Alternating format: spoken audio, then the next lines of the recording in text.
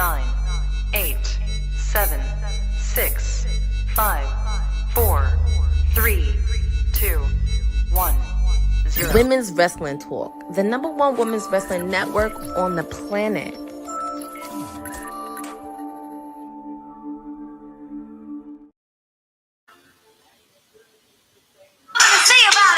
it goes something like this.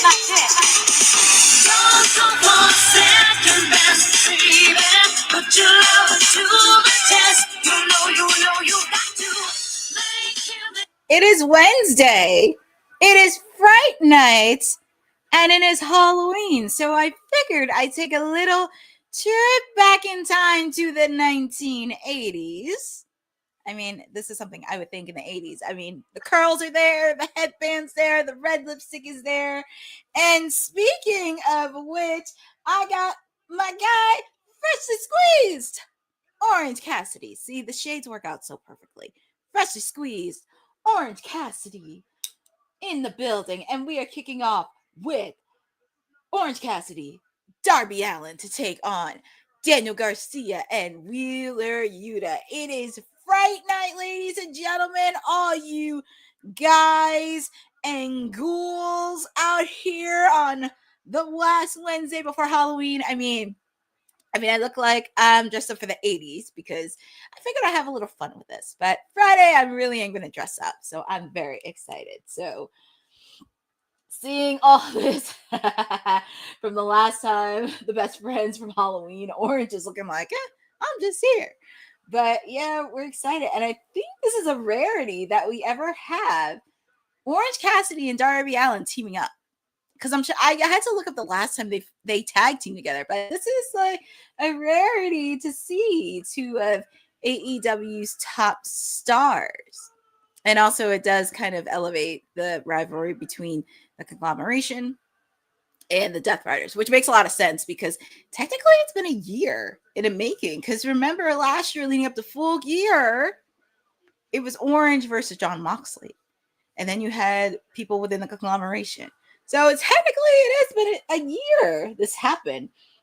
Obviously, of course, they're showing what happened last week on Dynamite, where there was a lot of action between the conglomeration and the Death Riders, but thankfully Darby Allin came out to even the odds. So if they are going to do probably a men's blood and guts, I think it's probably going to be Darby and the conglomeration take on the Death Riders, which makes a lot of sense. It just makes a lot of sense if they're going to do a men's one. But we got some action here tonight. We have a Fright Night Fatal 4-Way match. Bobby Lashley, Ricochet, Samoa Joe, and Hook. We also have a Fright Night 4-Way fight tag team edition where the winner gets to face off against Brodido at Full Gear. Also, as I mentioned with the first Fright Night 4-Way fight, the winner faces off against Hangman Adam Page. But we see FTR, the Young Bucks, and two of the richest tag teams in AEW right now, JetSpeed and Jurassic Express. As I mentioned, the winners face off against Brodido for the AEW tag team titles at Full Gear. We're also going to see the AEW Women's World Tag Team Champions Tournament quarterfinal. Jamie Hayter, Miguel, and Queen Aminata taking on the Sisters of Sins, Julia Hart and Sky Blue. Also a rematch, John Moxley taking on Kyle O'Reilly, where unexpectedly it ended in disqualification. And also for this match, the Darby Allin and Orange Cassidy against Daniel Garcia and Wheeler Yuta. It's a trick-or-treat tornado tag match. So there's going to be a lot of tricks and a lot of treats. And also, of course, we have the Don Callis Family Summit, but I could care less about Don Callis for all I care. But I will watch it only because of Kyle Fletcher and also the intense rivalry between Okada and Takeshita. I'll watch it because of that. And also Kyle Fletcher. Hope Ryan doesn't get I know in the trick-or-treat match, that would be insanity with the fact. But yeah, we got tag team action happening tonight. And we see a little tag team mutual between Orange Cassidy and Darby Allin. But as I mentioned, this is one of the few rarities that they get to tag team together, which is pretty cool. And as you notice, I'm kind of dressed up in the 80s, as you would say. I have my headband, I have my red lipstick, I have my jacket in a way. So I'm kind of dressed up back in time in the 80s. And this is Timeless Elite Wednesday, not CEO Wednesday, as Sen would say. I mean, he thinks he can try to take over Wednesdays, but ain't happening. Not as I run this ship. But we got some tag team action happening right now. Orange Cassidy outside the ring. Darby Allin taking care of Wheeler Yuta. Daniel Garcia taking care of Orange Cassidy. And also, if you noticed, you'll notice the newest person on the commentary, Bryan Danielson. So it's been interesting to see Danielson. Oh, no surprisingly, Wheeler Yuta gets a finger, but Darby Allin comes in with a steel chair in his hand. Listen, you got to give Darby, I mean, as much as craziness as he is, you got to give Darby at least the benefit of a doubt. I mean, the man just climbed Mount Everest. He climbed Mount Everest. He's doing all these things. He's just a special little thing. He's a special little thing. So I would say on that. Oh my God. Oh my goodness.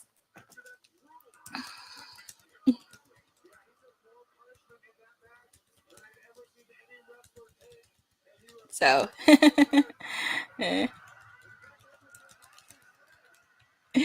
oh my goodness. But yeah, we got a tag team match. It looks like, what's Orange Cassidy doing? Look, Mono hands. And of course, Wheeler Yuta comes in. Wait, is that? Yeah, that is Wheeler Yuta. He just drills Orange Cassidy out of nowhere. So this is a trick or treat tornado tag match. So who knows what is going to happen? Who knows what is going to happen? But feel free to put in the chat on who you guys got. You guys got Daniel Garcia and Wheeler Yuta, or Orange Cassidy and Darby Allin. I mean, you kind of know who I'm going for, but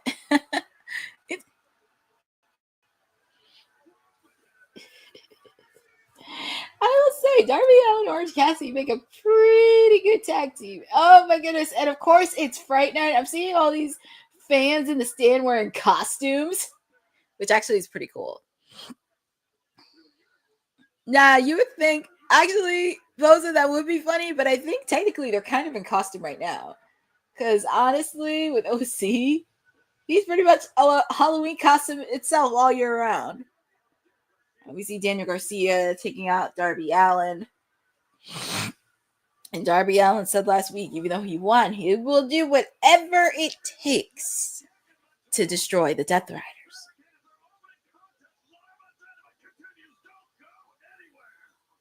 All right, so I'm watching this on TBS. So right now it is picture in picture. I mean, I never have a problem with it doing picture in picture.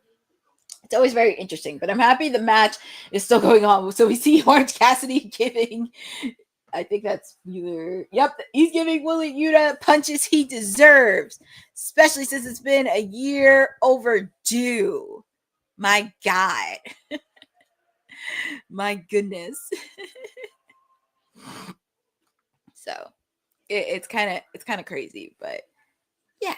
But feel free to put in the chats on what you have. But happy early Halloween to everybody in here. This is the final Wednesday before Halloween. And also, we have a special Friday edition of WWT Live. I don't know what everybody else is going to dress up as, but I know I'm going to dress up. I know last year I was Orange Cassidy last year. I don't know who I'm going to dress up this year, though. I have a lot of ideas I can go with. But we shall see. All you guys and ghouls of the world. So, but yeah, as you can tell, I'm kind of dressed up a little late, but I'm kind of dressed up, as you would say, for the 80s, because I have my headband. So exactly, Boza. We are getting WWT Live. And also, by the way, too, you're getting a special SmackDown Halloween edition. So I'm very curious on what Honey is going to dress up as for Halloween, especially on the watch along for SmackDown. I'm very, very intrigued on who she's going to be. maybe from the Wyatt Six, maybe Alexa Bliss. I don't know. We shall see on that. But as you know, if you are joining with me, the timeless elite, your PR princess, she's going back. As you see, I'm going back in time to the 1980s. And we are having a trick or treat tornado tag match. In a rarity, we ever see this. Darby Allin and Orange Cassidy taking on the Death Riders, Daniel Garcia, and that little runt Wheeler Yuta. So they are going they're going tag team action. Best way to kick off, because as you can tell, it is Fright Night on this Timeless Elite Wednesday edition. And I'm just excited to be with all of you on this Halloween edition. And also feel free to put in the chat on, do you guys have any plans for Halloween? You have any dress up? I know a couple, actually 2 years ago. Yeah, it had to be 2 years ago. I dressed up as Princess Peach. But I don't know. We shall see. We shall see. But we shall see. We shall see. But we are back live with AEW Dynamite Fright Night edition. We have a trick or treat tornado tag match. And I'm very curious because there's a lot of tricks. Are we going to have a lot of treats? And they're showing the replay that happened a couple minutes ago. Darby Allin falling and hurting his head. But that's just who he is. That's just who he is. But they got the table. Oh, look at Orange Cassidy. Look, Ma. No hands. Drop kick. Looks like he hasn't missed a beat. That man looks like he has not missed a beat. Oh. Orange Cassidy delivering the punch to Garcia. Nice DDT. Swinging. Orange Cassidy, another DDT onto Wheeler Yuta. Look like he hasn't missed a pep in his step. Very curious. I love that the fans are going for freshly squeezed. I hope he does have a match at Full Gear this year. I know he did. I know he was part of the main event last year, but I would love to see him at Full Gear have a match.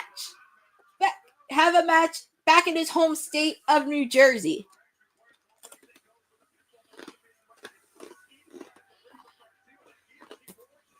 Then Garcia put that submission hold on the Orange Cassidy. And they're trying to make him on that table. Ooh. Wheat Frog on the table. Took out Orange Cassidy and Wheeler Yuta himself.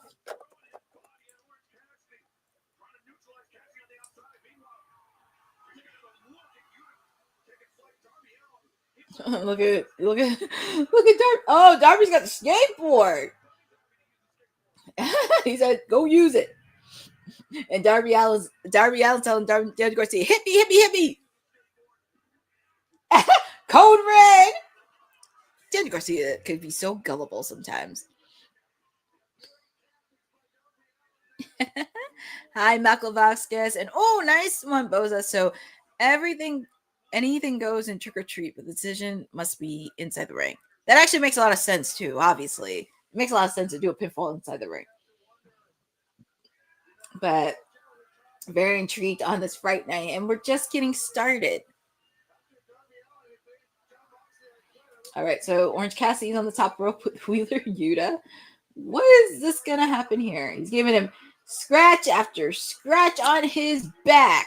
And I guess that's revenge after John Moxley doing that to him within a year and a half.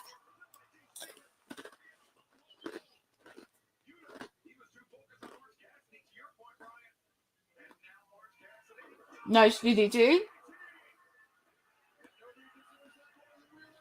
Coffin drop.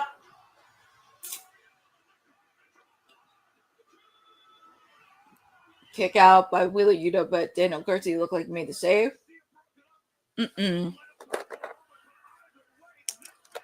Oof, that was a nice coffin drop Darby made.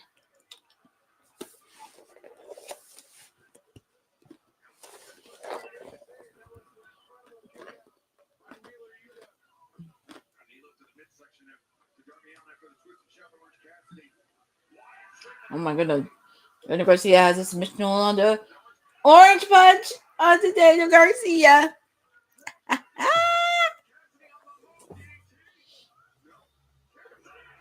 Oh, nice move. Ooh, he drilled Daniel Garcia through that table. And look at Darby Allin. Scorpion Deathlock. Get in the spirit of Sting. Tap is made. Winner of this match, Darby Allin and Orange Cassidy. See, the spirit of Sting is alive and well into Darby Allin. And your winners, the Unlikely Duo.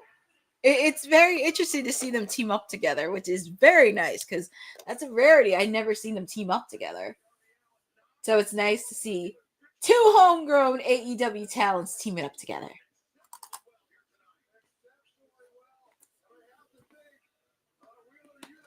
And I'm pretty sure it ain't going to be the last time we'll probably see these Orange Cassidy and Darby Allin, because with the fact John Moxley is facing off against Kyle O'Reilly.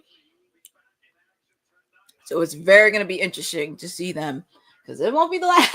And look, Orange Cassidy throwing candy in the audience. Well, that's the treat. Throwing candy in the audience. Yeah, that's candy. Look at Darby. He's trying to give candy to Darby, and Darby's like, I'm just exhausted. I want my skateboard.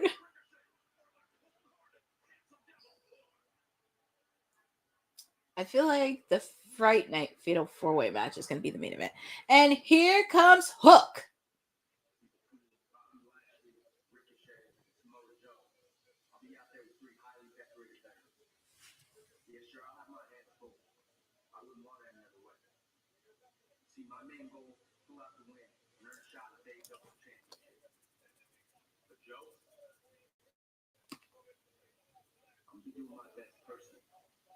Make sure that you do not advance in my life.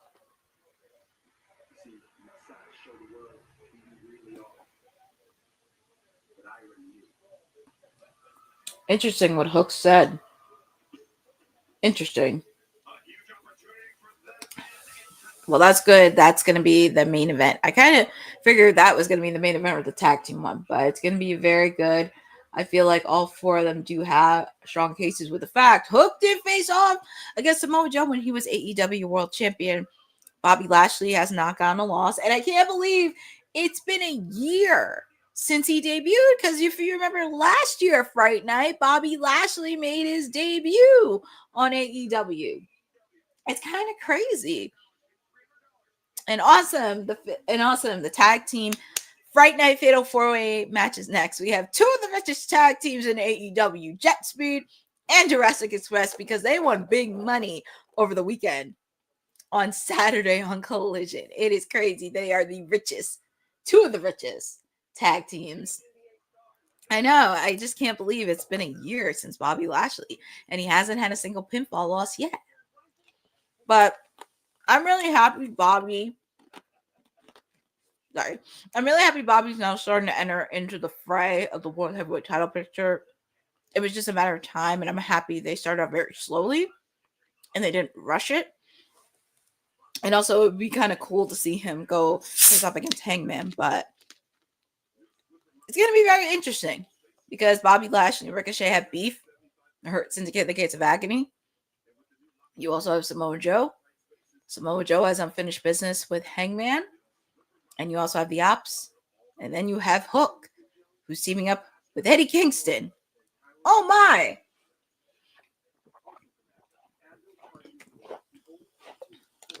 Oh my. I can imagine Eddie Kingston. Because Eddie Kingston, I'm sure, has history with Samoa Joe.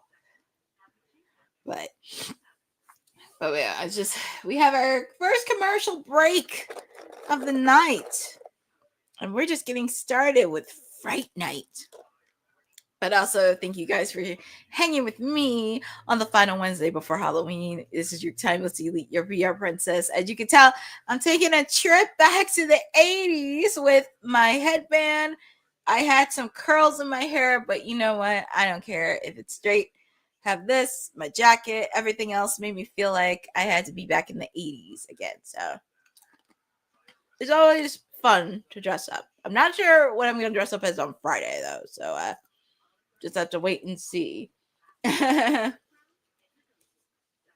But feel free to put in the chat on what are you looking forward to see on AEW Dynamite. I think there's going to be a lot of things, a lot of implications because we're on the road to Full Gear.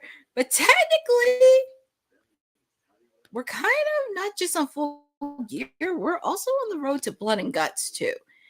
Obviously, we know, hopefully, we're going to have a women's Blood and Guts. We just have to figure out who is going to be a part of the team. Who's going to be joining the Sisters of Sin and Tekla, and who will be joining Jamie Hayter and Queen Aminata in that team. And it's going to be very interesting how this is going to play out. I mean, obviously, if they do a men's one, it's probably going to be Darby and the conglomeration against the Death Riders, which would make a lot of sense. It would definitely make sense.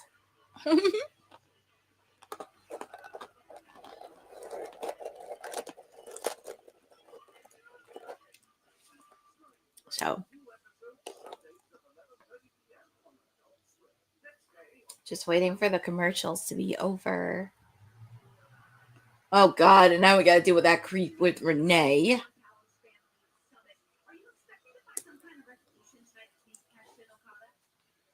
going to show everyone that the Don Callis family has never been strong.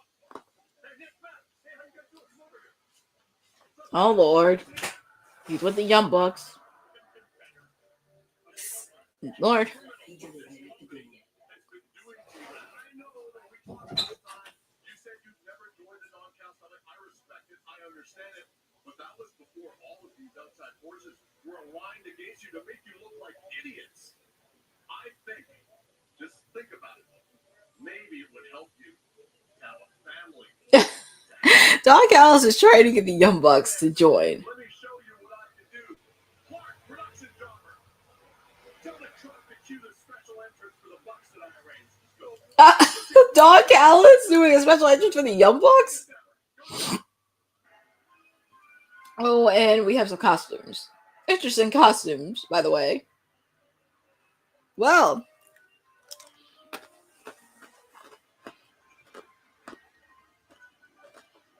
Well, it looks like Don Callis had some tricks up his sleeves. Oh, Lord.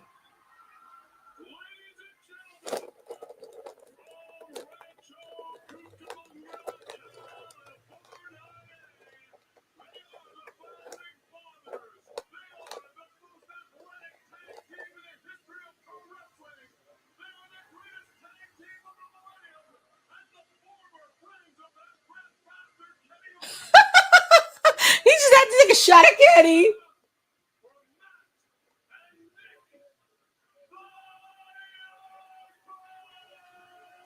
Well, I mean, they got their pyro back.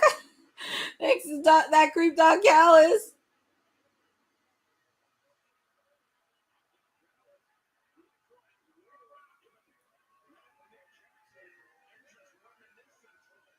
Well, that was very interesting.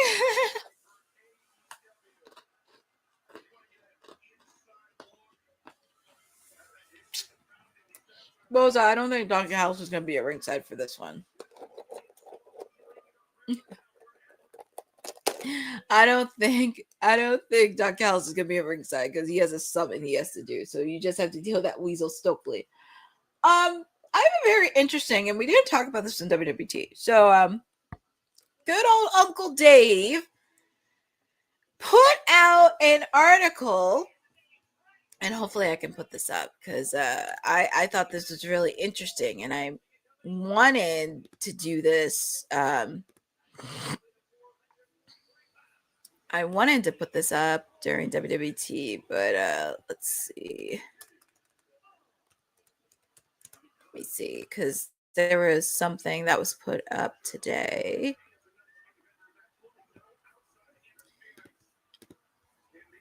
Oh boy, I'm trying to find it because I did see it on Twitter.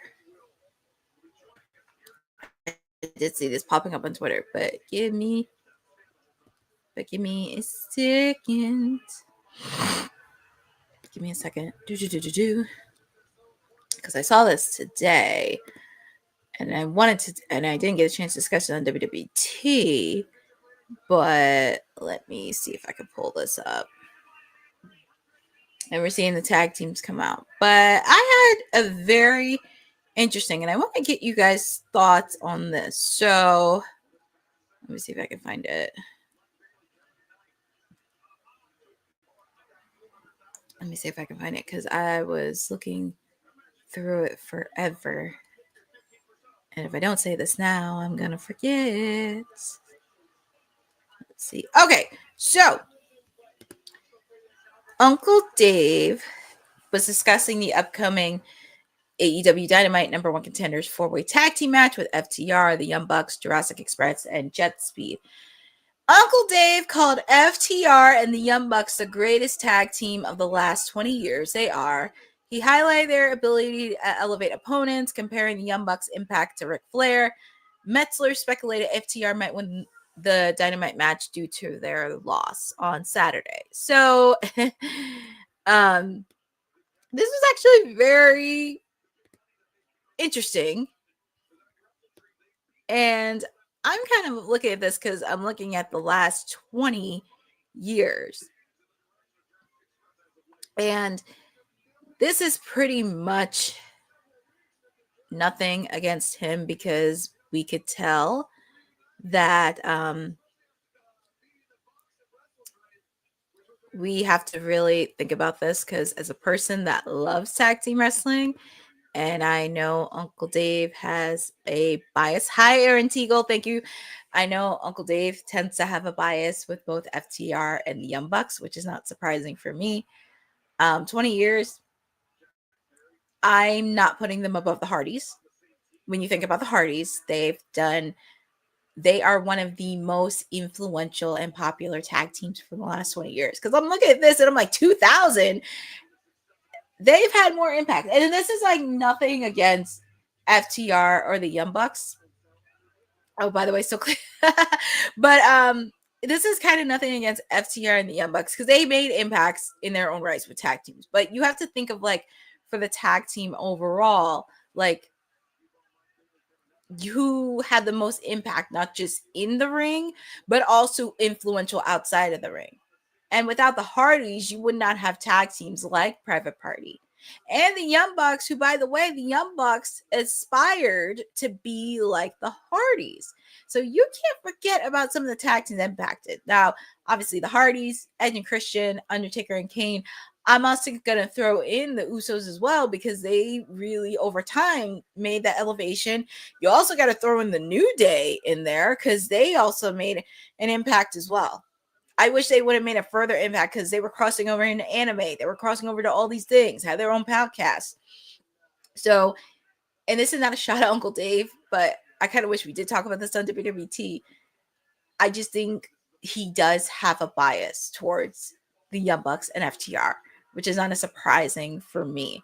But if you're going to talk about tag teams, if you're going to talk about the greatest tag team for the tag team last 20 years, you can't forget about the tag teams that paved the way. Like, obviously, like the Usos and the New Day. But I am not putting anybody. I can't do that with the Hardys, because the Hardys are so influential, even around the globe. Like, around the globe, people will remember the Hardys. So, that's my shtick on the tag team stuff. And that's something I kind of wish we did talk about at WWT, but that was something that kind of really, I don't want to say irked me, but kind of like, I kind of have to put my thoughts in it, but I don't know.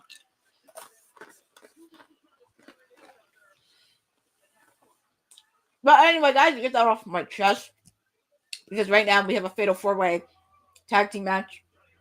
Winner of this match is off against Brodido at Full Gear, and everybody's trying to take out Luchasaurus. But feel free to put in the chat on who you guys got. You guys got FTR, you guys got the Young Bucks, you guys got Jurassic Express, or do you have JetSpeed? I mean, all 4 of them do have strong cases.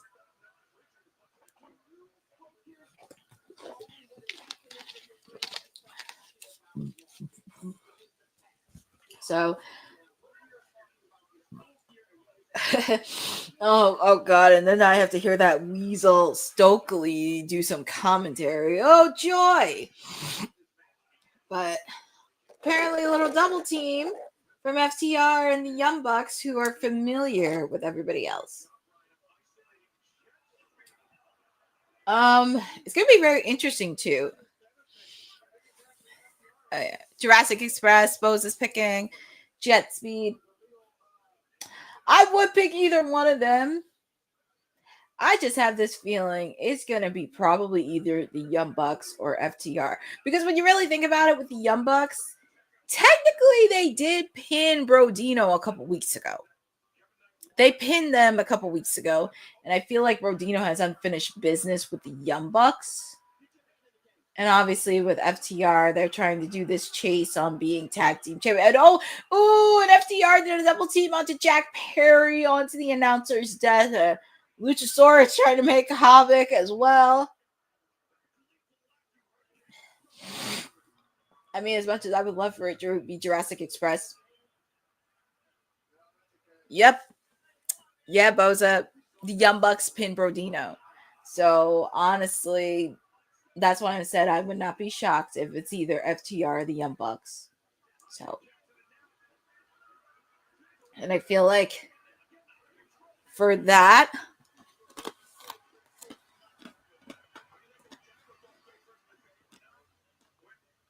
and also too, nice move by Speedball.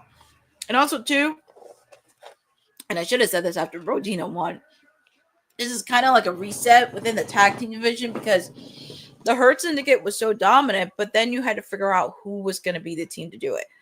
And FTR didn't want to drop the belt. They didn't want to drop the belts to FTR. They didn't want to drop it to the Young Bucks. Oh, and Kevin Knight, it looks like he's holding on to his knee. I'm hoping it's not too serious. And oh God, that Weasel Stokely. And look at Bryan Danielson. He's wearing a luchador mask. If you see the announcer's desk, he's wearing a luchador mask, just like Excalibur. But anyways, going back to my point, it was kind of a reset when Brodido won because honestly, who realistically was going to be the Hurt Syndicate for the AEW tag team titles? Because honestly, they just didn't want to be beaten by anybody else, and they didn't want to get beat by the Young Bucks or FTR. My guys, the Acclaimed, are already disbanded. So they're in a storyline on trying to get back together, which I'm happy is starting to slowly come into play, especially if you watch Collision over the weekend. Yeah, there was just a lot of egos in this match because there was no way. But I think the tag team division's kind of in a hard reset. And AEW is just figuring out, like, obviously Brodido. I don't want Brodido to be transitional tag team champions, but we get to see Brodido be in TV as much, not just as a tag team champion, because I don't think people know he's also the Ring of Honor World Champion. But unfortunately, since he got pinned by Okada last week, it looks like Okada may be getting an opportunity against Bandito for the Ring of Honor World title at Final Battle.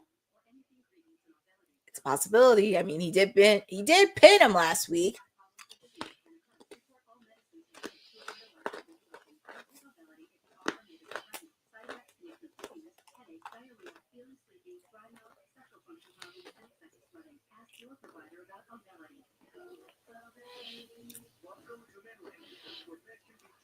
Yeah, like you said, Boza, they have to go in Ring of Honor this week. They have to go to Ring of Honor. But yeah, it's just kind of like a hard reset within the tag team division. And then it's like, who is Bandito going to drop the belts to? I mean, there's a lot of avenues they could go with. I mean, as much as I would love JetSpeed or Jurassic Express, I would not be shocked if it's the Young. Well, I would be shocked with FTR, but I would not be shocked with the Young Bucks either. As I mentioned, the Young Bucks do have a pinfall victory over Brodido.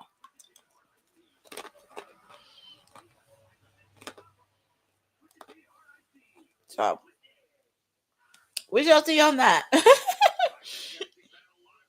Like I said, we're back live with a Fright Night Fatal 4-Way Tag Team match between the Young Bucks, FTR, Jurassic Express, and JetSpeed.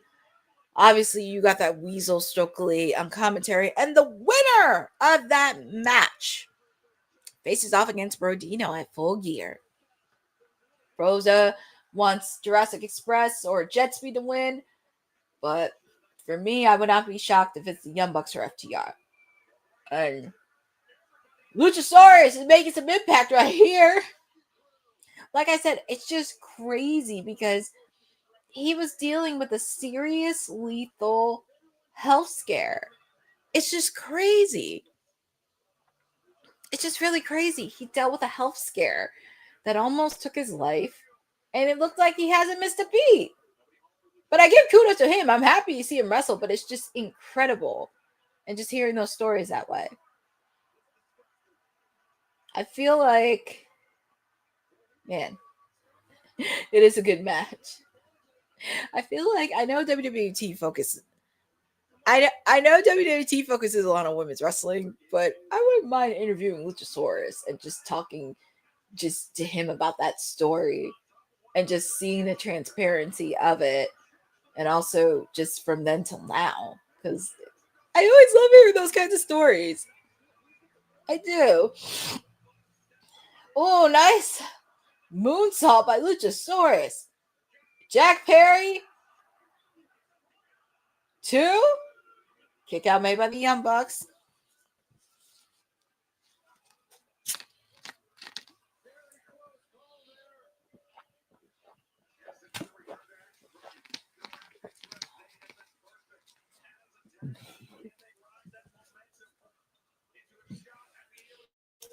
Look at Jurassic Express. They're trying to, but Dax came in.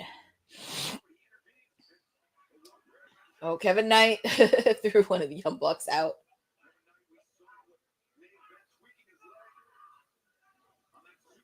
Oof, a headbutt from Luchasaurus. Look, what's Jack Perry gonna do? They look like he do it, but here's Speedball. And I think we're gonna get another round of chicken. No. Nice DDT by Kevin Knight. Oh my goodness. Jack Perry took both the FTR and the Young Bucks out.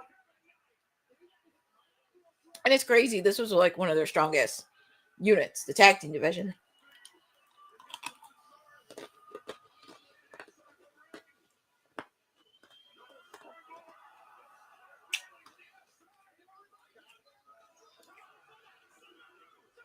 Kick out made by Luchasaurus. I know people always have a weird thing with tag teams, but I feel like Speedball and Kevin Knight just make a lot of sense. And also with the fact, too, they're not like cluttered in mid-card. And at least they can tag team together while also doing singles stuff together.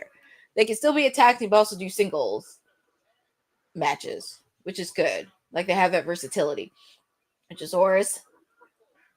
Super kick by the Young Bucks. Another super kick.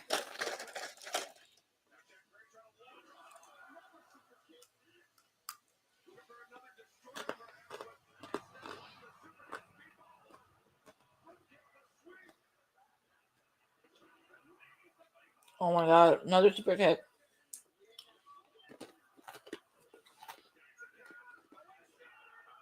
Oh my god, Shatter Machine? My god. What? You gotta be kidding me. Kick out by Kevin Knight. I know, it's like everybody wants Brodido. And like a lot of them do have strong cases. I don't think there's no tag team in this match that has a weak case.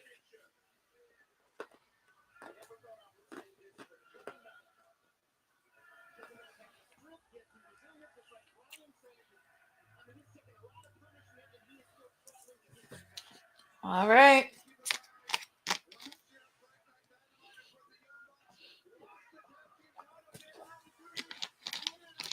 Oh, yeah. And Bryan Danielson did bring up last year at Fright Night where Private Party was new AEW Tag Team Champions. That was insane. Who could forget last year Fright Night?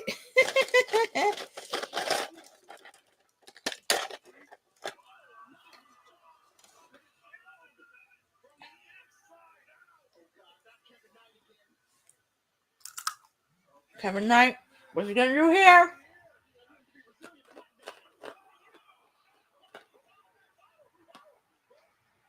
Shatter Machine. You gotta be kidding me. And the winners, which is not a surprise to me, FTR.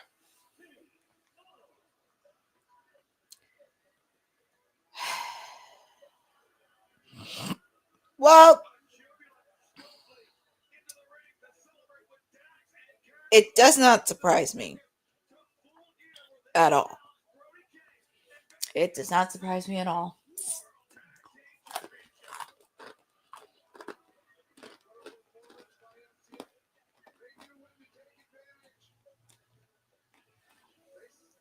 I'm gonna say this, and I know people are not gonna like this. If FTR wins at Full Gear, do not be shocked if we see another round of FTR in the Young Bucks, which I do not want to see. I mean, as much as I appreciate FTR and the Young Bucks, I don't need to sit through that. And it's like, you let them drop it to Brodido, but you won't let them drop it to the Hurt Syndicate? Yeah. And they're showing a promo of Samoa Joe. And also the promo that Hangman Adam Page did over the weekend. I know, Bosa. It's kind of crazy because when you really think about it, I just don't want Brodido to be transitional champions. That's why I'm keeping my fingers crossed because I want my guys, Caster and Bowens, to reunite. But I want them to reunite slowly and let it build. I want them to build because I feel like, well, nothing against Jurassic Express or JetSpeed, but you have to figure out a tag team. And the Acclaimed are the only tag team. And the Acclaimed are the only one of the few tag teams to have a pinfall victory over FTR. Just remember that. But up next, we have Jon Moxley taking on Kyle O'Reilly, a rematch from last week where it ended in no disqualification. Do not be surprised if Darby Allin comes in because he said he's going to do whatever it takes to take down the Death Riders.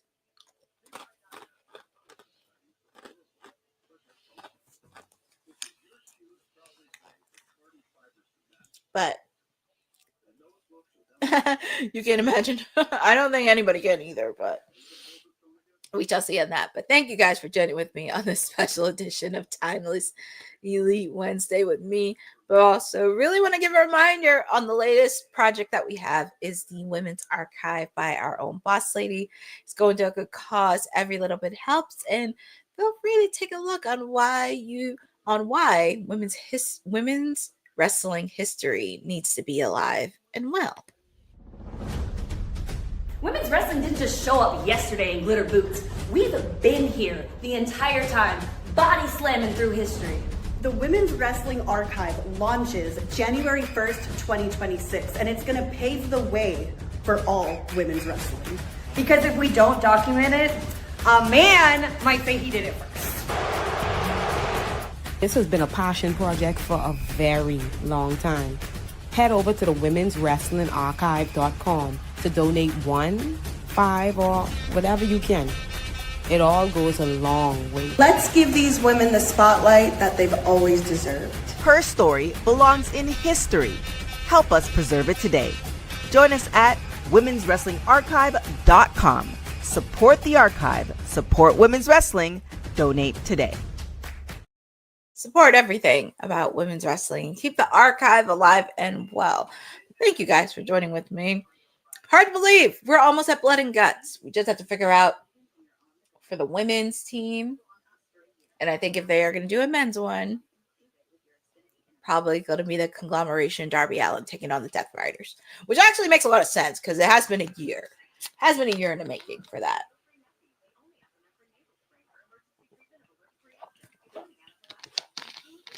So, but your winners, your number one contenders match for the tag team titles of Full Gear's FTR taking on Brodido in the Garden State. Yay! You can tell I'm being sarcastic.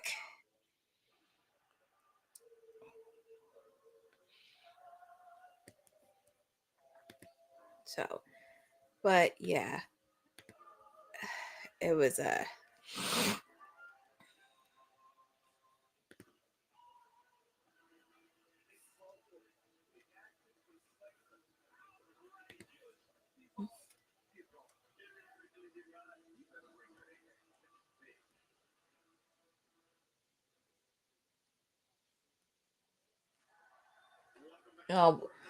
I thought we were going to get Moxley versus Kyle O'Reilly, but oh, great. I got to deal with this creep and his summit. Oh, boy.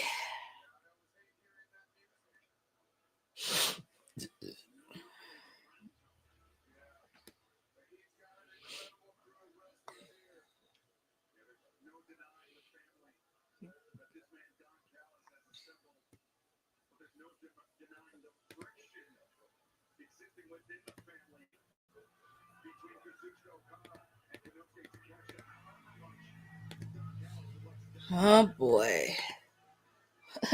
Lance Archer having a phone out. Yay.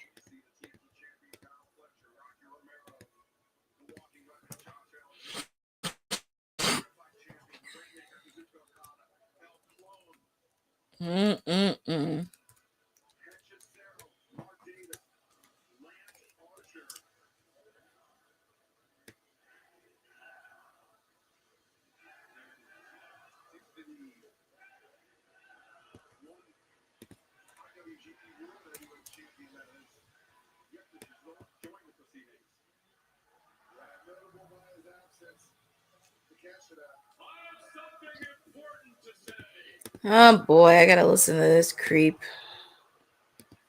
Ugh. Yay.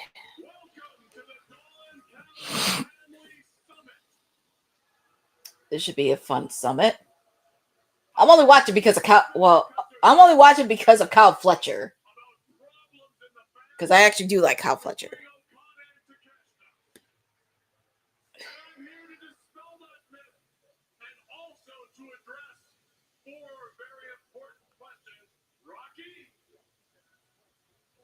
Thank you, Don. The first question is who is the Don Callis family? And the answer is simple. We are the largest, most dominant faction in all of professional wrestling today. Now, we all couldn't be here in person due to injuries and poor Takeshita. Due to travel issues. No surprise. We can all be here in spirit. I won't be surprised if Okada messed with his travel. My fearless leader, I give to you a true masterpiece. I call this simply La Familia. Behold! Oh Lord. Oh dear God. Well. I agree with Brian Danielson. That's something. That is something.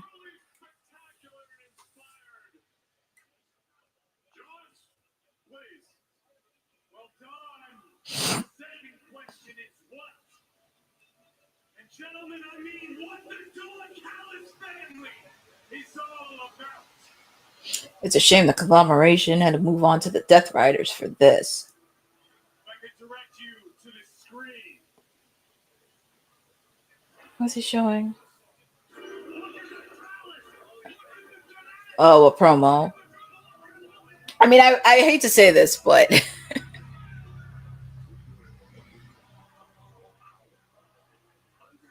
It's crazy with the Don Callis family. It was only Kyle Fletcher and Takeshita, and now it's grown. And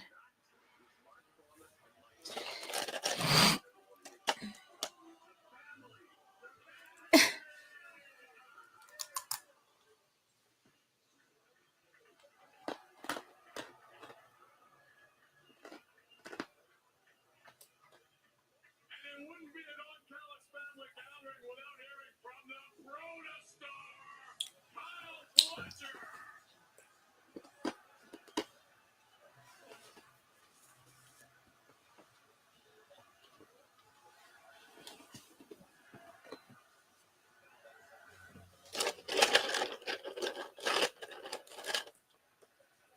The third very important question to be answered is why?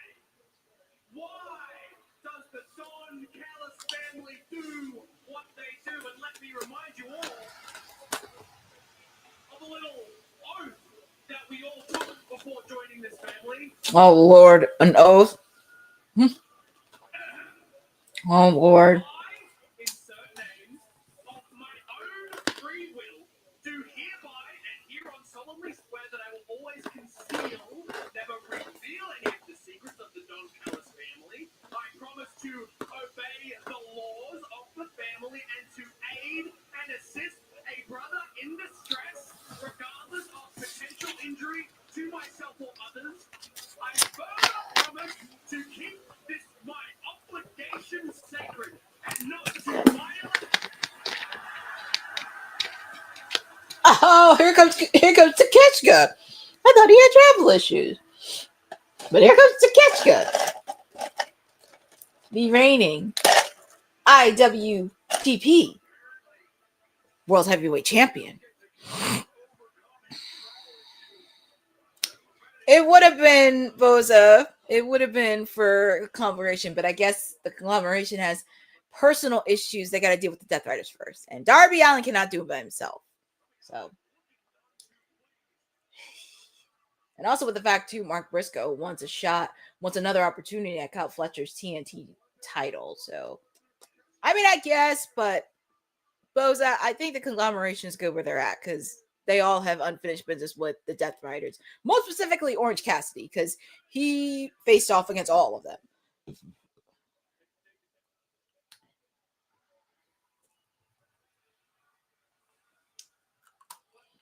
His babyface run is going to be fire.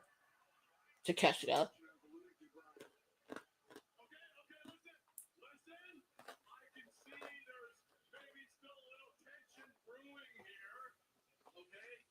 Match is going to happen. Takeshita, you need to understand something. I named you the Alpha, but you need to understand this is now an entire family of Alphas. And when you have an entire family of Alphas, there's going to be a little bit of push and pull, a little back and forth. That's normal. It's to be expected. In fact, it's to be desired. But at the end of the day, it's a family. Now, it brings me to the final question. How does the Don Callis family succeed? Very simple. We succeed by listening to what I want. Oh, Lord. What you want. What you want. No I in team, but there is an I in family. Decide what happens here. It's only a matter of time. Takeshita and Okada are going to go one-on-one, and this has been a year in the making. It's been teasing. You and I built this family. You were my first. We built this family, you and I, on the ashes of Kenny Omega's career. But because I decide what happens while you were first in, if I decide so, you will also be the last out. So,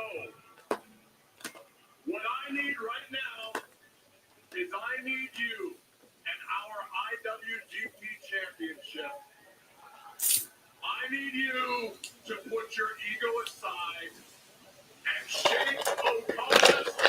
He's not going to shake Okada's hand. Are you crazy? Takeshita's not stupid. He is not stupid at all.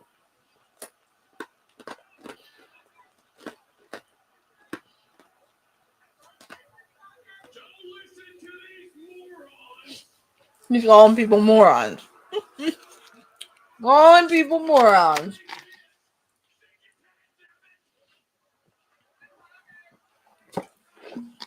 Are you crazy? You ain't gonna shake that man's hand. He's not gonna do that. Takeshita ain't stupid.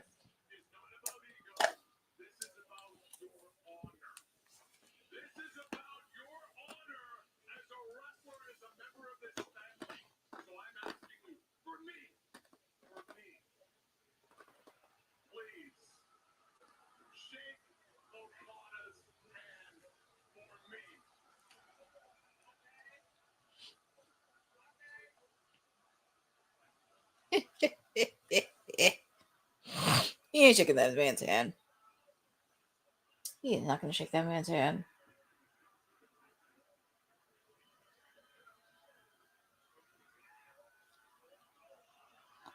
I knew he was gonna do it. It was just a matter of time. Okada was gonna give him the finger. Knew it was gonna boil over. And look at Okada with that smell, his face looking like the Joker.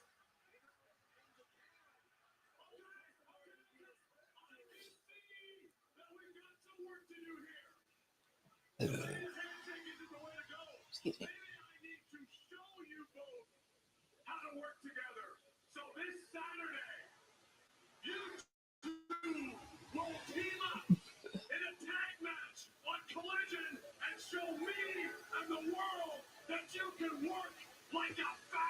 Who are they gonna face off against? Who are they gonna face?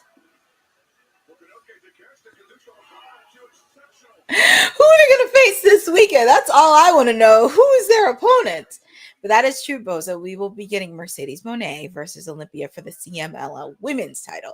I'm very curious who's going to be the tag team that they're going to face off against.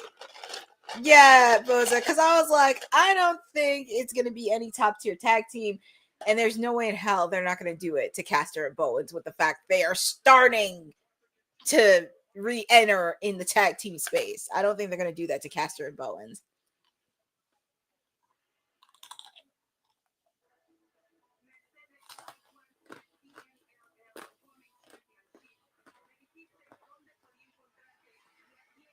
And we're talking about Olympia, where she faced off.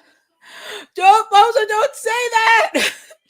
Boza, do not say that. Please don't let them be Caster and Bowens, because that will just ruin that run together, because now they're 2-0 as a tag team. My guy's record cannot be ruined. You can't do that. Can't do that. Dear God, no.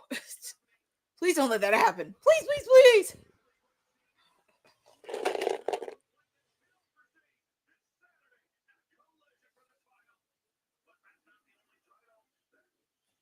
Yeah, they're talking about the first match at Full Gear with Mercedes Moné taking on Chris Statlander for the AEW Women's World Title. And I can't believe a women's match is the first match announced on the card, which is crazy. And we do have Renee Paquette with the reigning AEW Women's Champion, Chris Statlander.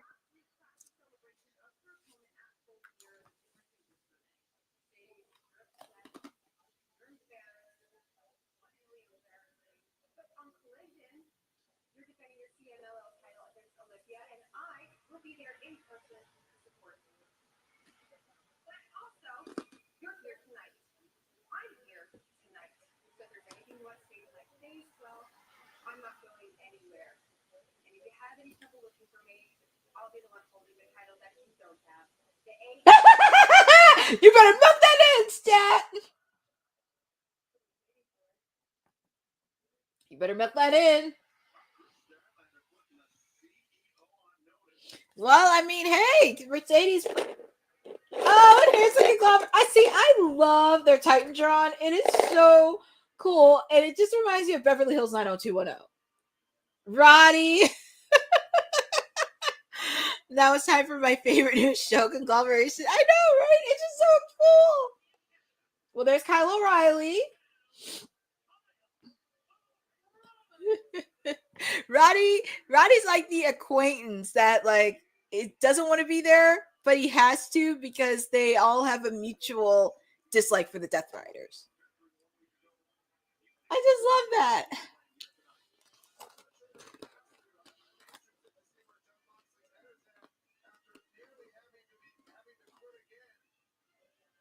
I actually do like it. I really, really do.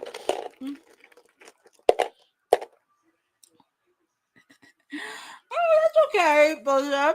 I mean, you can be happy. I'm happy for the Conglomeration Boulevard. Oh my god. If that's a show, that'd be insane. And I said to myself, Tony Khan, if you're watching, you need to buy Warner Brothers. All these bozo billionaires out there that are making unethical decisions, you need to buy Warner Brothers. And I'm still going to keep saying that. He needs to buy Warner Brothers. But here comes John Moxley. Marina Shafir backstage.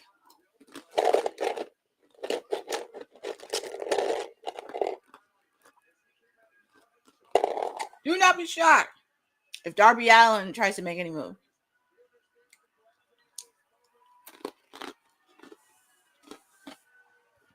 I know, right? Tony Khan needs to buy. I feel like somebody needs to do it. Tony Khan needs to buy. Then everybody's like, nah, he ain't gonna buy it. Oh my god, could you imagine if Tony Khan bought Warner Brothers? That would be insane.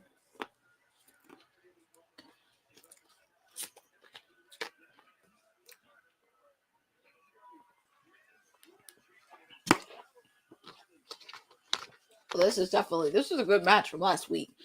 Fortunately, and in no disqualification, but like I said, do not be shocked if Darby Allin comes again, because he says he's not going to stop until the Death Riders are done. So you will see Darby Allin at the cage person.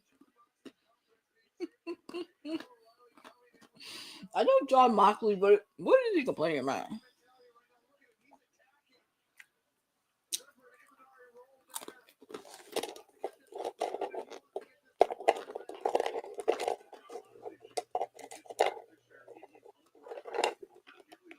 Oh, okay. It's a DQ win for Kyle. But it just sucked it ended that way last week. I was kind of lame. Well, here we go. Kyle O'Reilly, John Moxley, one-on-one.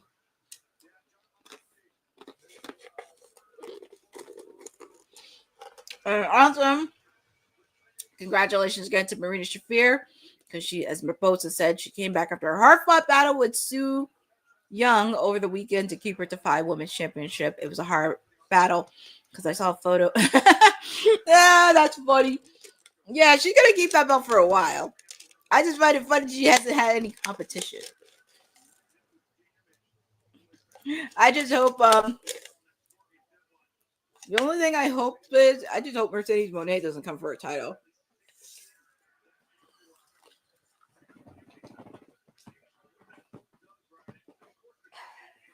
That's the one thing. I just hope Mercedes Moné doesn't come for Marina's title.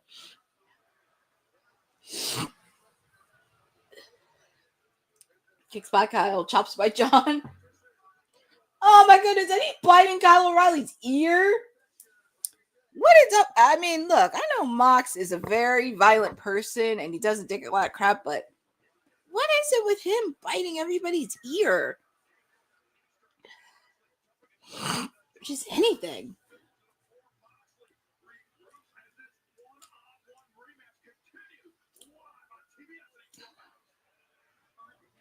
So as you know, I'm watching this on TBS and it's in picture right now. We see Kyle O'Reilly thrown outside the ring, John Moxley, of course, strutting around, acting like Mr. Tough Guy. And then Marina Shafir looking on. I'm sure she's going to put some kind of beating on the Kyle O'Reilly. On the announcer sets. I know Bryan Danielson is itching for that moment. He's itching for that moment to take out the Death Riders. And also, there's another person I've been mentioning, and I can't believe no one's mentioned it. Nigel McGuinness. Because I could tell you, Nigel was peeved.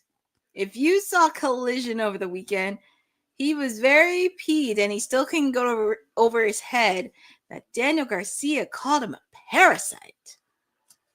I'm just saying with Nigel McGuinness. I'm just saying. Nigel McGuinness.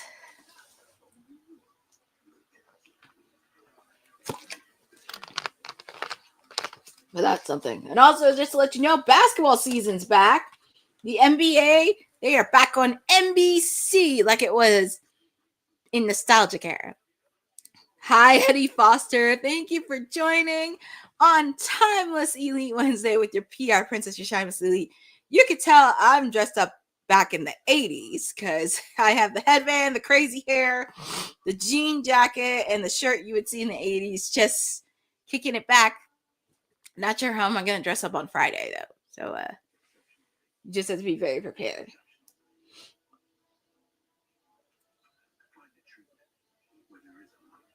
Well,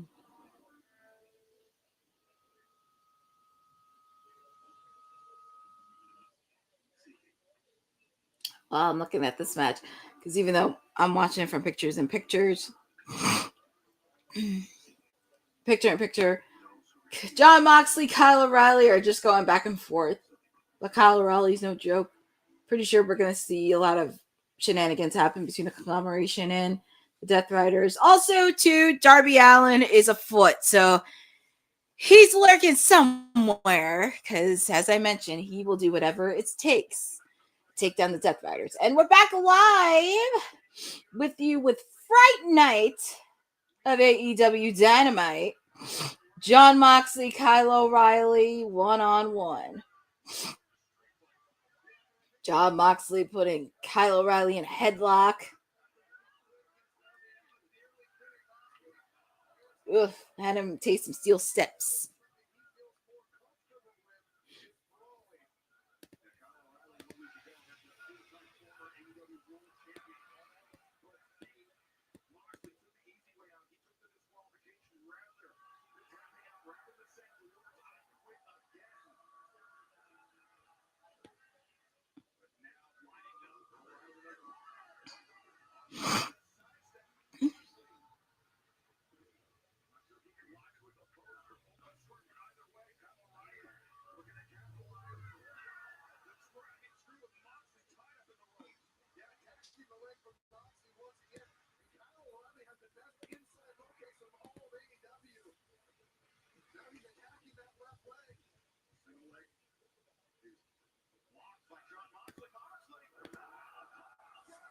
Oh my goodness, that's a nasty power driver by Moxley.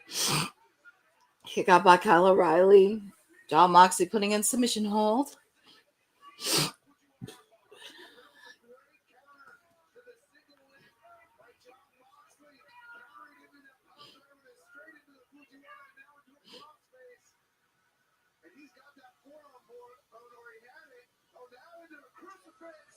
Oh my goodness. I know Bryan Danielson is just itching to get his hands on John Moxley. It's just hard for him because he's quote unquote retired. That's what they say. Oh, thank you. Yes, Halloween. You know, I was doing it. See, here's the thing with Seth Ermer. He thinks he could take over CEO Wednesdays, but he has to know it's my day. You don't see him taking over on Fridays because Honey is the kind of person that she will be like, nope. And he knows not to take over Fridays. He thinks he could try to take over Wednesdays because if Missy did not have the 12 belts, he would not have a CEO Wednesday. And Kyle O'Reilly's throwing punches.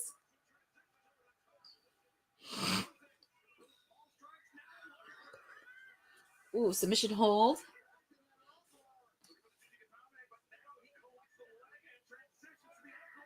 Ankle lock. Deja vu to last week. I just hope we don't have a disqualification like it was last. I mean, I know Kyle won by disqualification, but come on now. Ooh, stop. Kick, knee strike.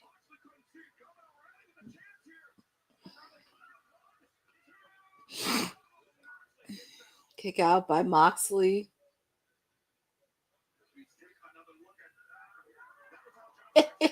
Hey, he hit him on his shin. Moxley running around like a big tough guy.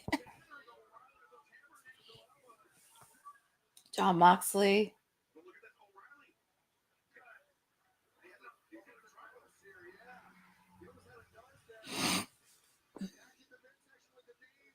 Section of the knees.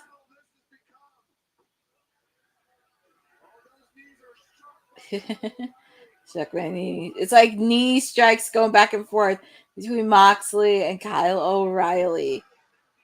Ooh, kick to the back.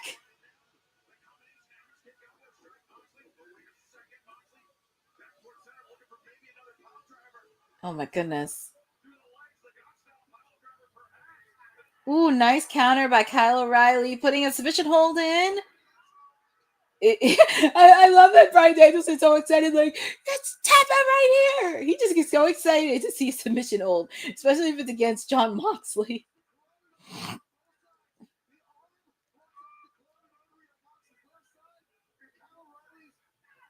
He's like, no. Kyle O'Reilly's putting in. He broke the submission hold. Knee strike.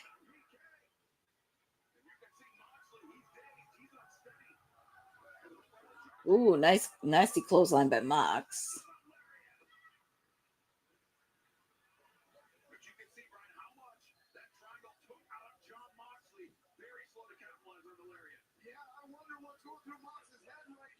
Oh my God, John Moxley's bleeding. Well, it doesn't surprise me. It's not a shock to me. He's bleeding. There's no surprise there. He's bleeding on the nose. I know Renee's in the back like, can I just have one match where he's not bloodied?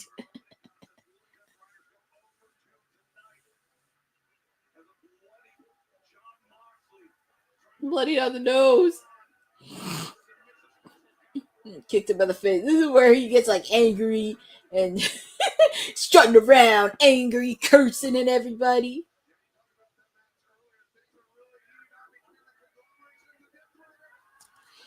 Well, technically, it's kind of crazy between the conglomeration Death Darters because it's been a year in the making.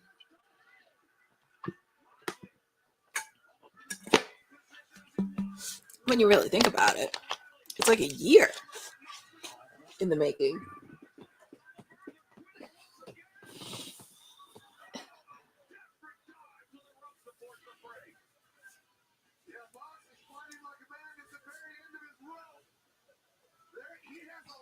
Oh, nice one. Nice move by Kyle O'Reilly.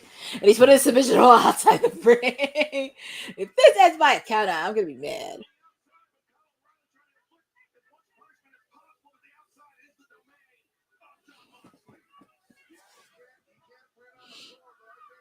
Look at Mox. Hey, Mox, eat chair. What's Kyle doing right here?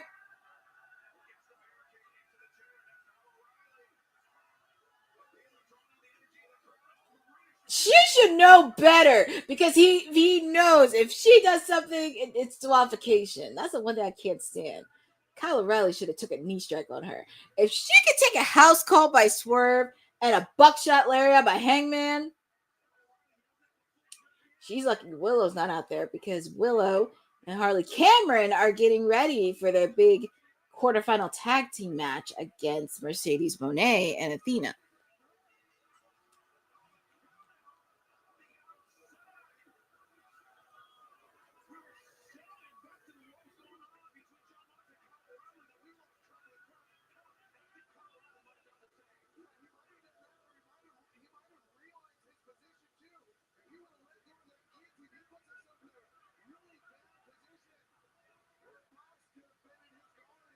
So it's a draw?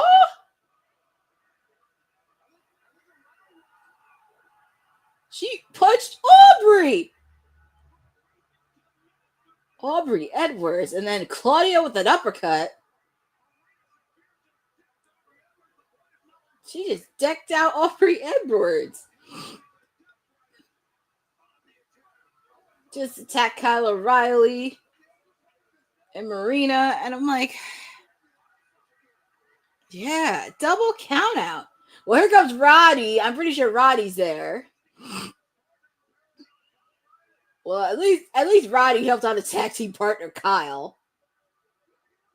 There's Wheeler Yuta and Daniel Garcia. Because, like I said, Darby Allin is going to be chasing. And there's another person missing, Pac. Well, here comes Darby Allin and Orange. I love that Orange Cassidy is just strutting his stuff. And Mark Briscoe coming out with a chair. Orange Cassidy, he's just walking in like, yeah, don't let us folks fool you. But he has a steel chair. He has a chain in his hand, so don't mess with Orange Cassidy. But Mark has the mic. Somebody has the mic.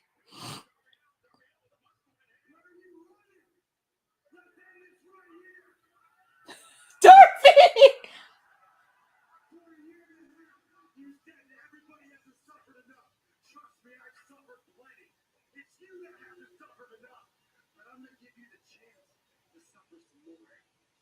It's going to be a blood and guts.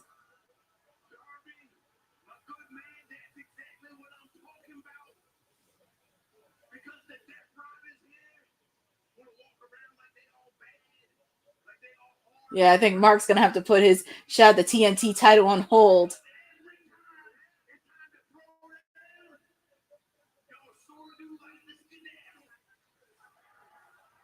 I think it is going to be blood and guts because, like I said, Mark might have to put his TNT title on hold. Look at Marina. She thinks... I know Willow, she's getting ready for her match.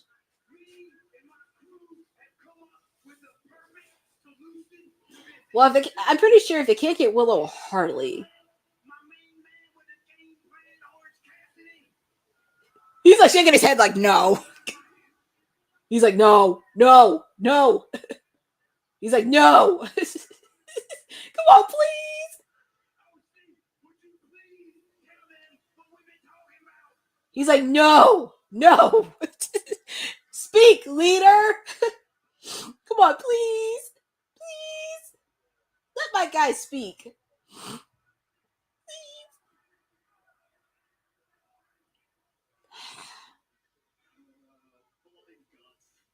Told you.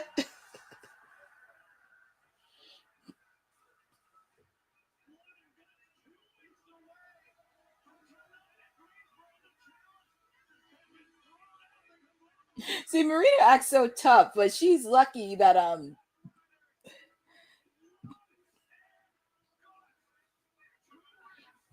Yep, men's blood and guts. See, Marina thinks she's all tough. If I were Marina, I would really back away. Because the conglomeration's got some tricks up his sleeve. Because even though Willow and Harley have their hands full with this women's tag team match, don't think they can play around and be in blood and guts as well. Because Harley, she faced in no disqualification matches against some of the ladies. I'm pretty sure if Willow wasn't with Mercedes, dealing with Mercedes and Athena, she would get her hands on Marina Shafir. But I feel like the conglomeration has some tricks up their sleeves. But yeah, we got the men's blood and guts. Let's figure out what we're gonna do with the ladies at this point.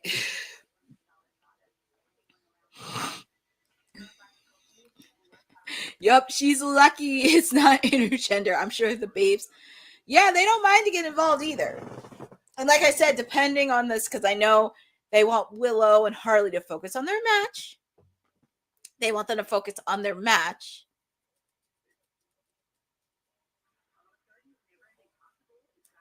Yes, we're waiting to be official.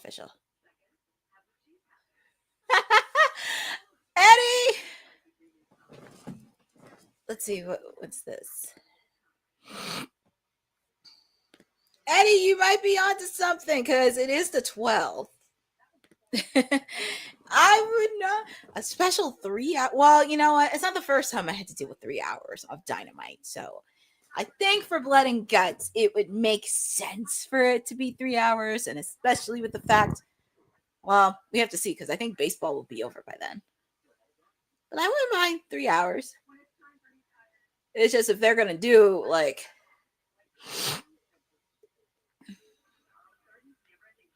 Yeah, it would make sense if they did 3 hours because, well, if they do the ladies, oh man.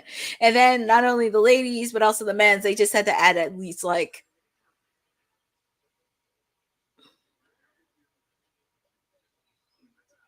Yeah, that's what I'm saying. The World Series is going to end soon. So we're back on schedule. And plus, basketball is not, well. Yeah, because baseball on TBS, baseball will be ending soon. So it's usually 40 minutes. And then they have 2 matches. And then you got to add like 1 or 2, I don't want to say filler matches, but 1 or 2 matches to at least help with the blood and guts. Just you get to figure out what matches that you got to put in. That's not going to be over the limit. So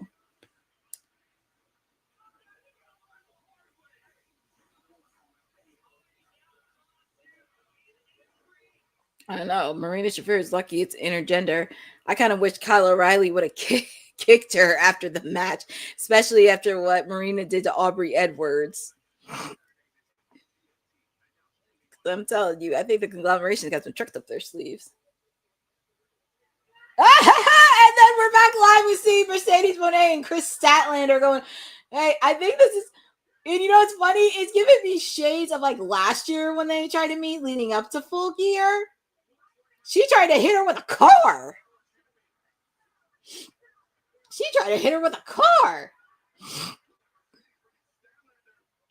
And it's crazy that this has also been a year since they face off against each other.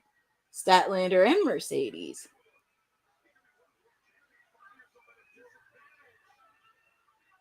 She just learned because she tried to hit Chris Statlander with a car. And Chris Statlander beat the crap out of her out of a car.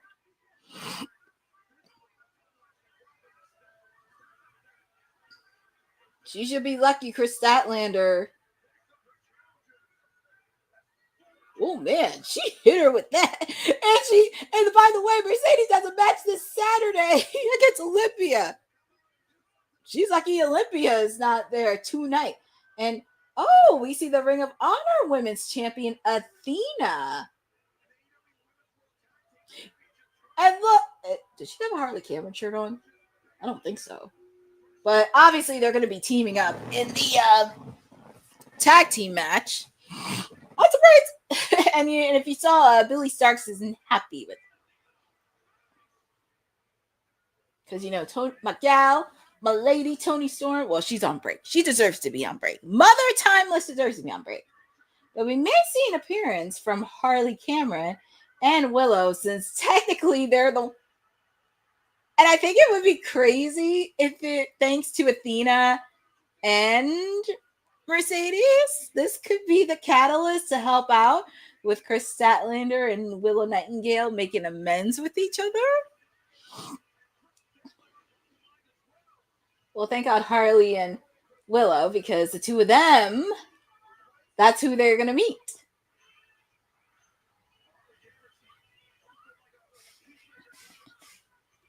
I feel like that'll be the catalyst for them to reunite with each other.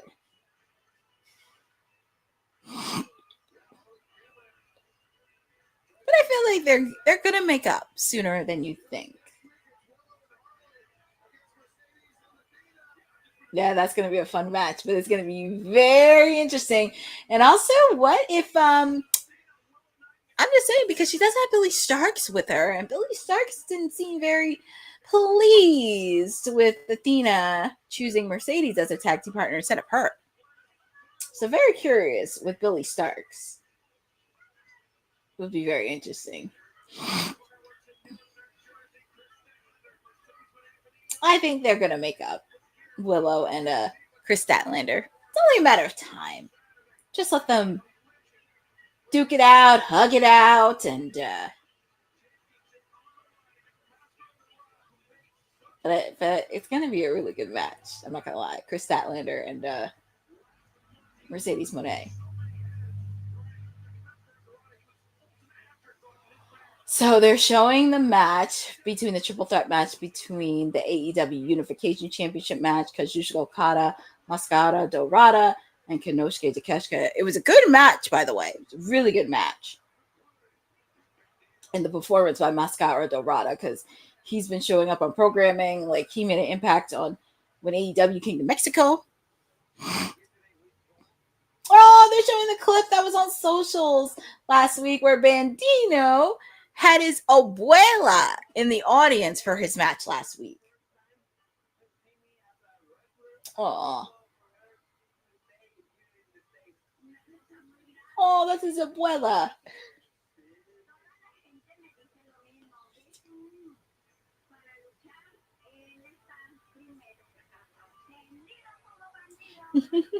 I love that he cares about his family. His family's very important to him. He's like the Zorro.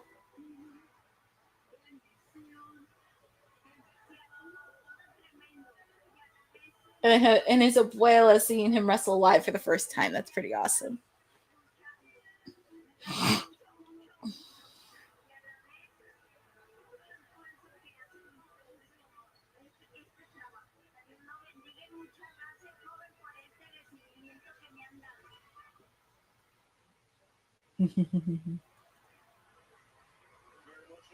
Love it. And we do have a ladies match. We have a qualifier for the AEW women's tag team match in the quarterfinals.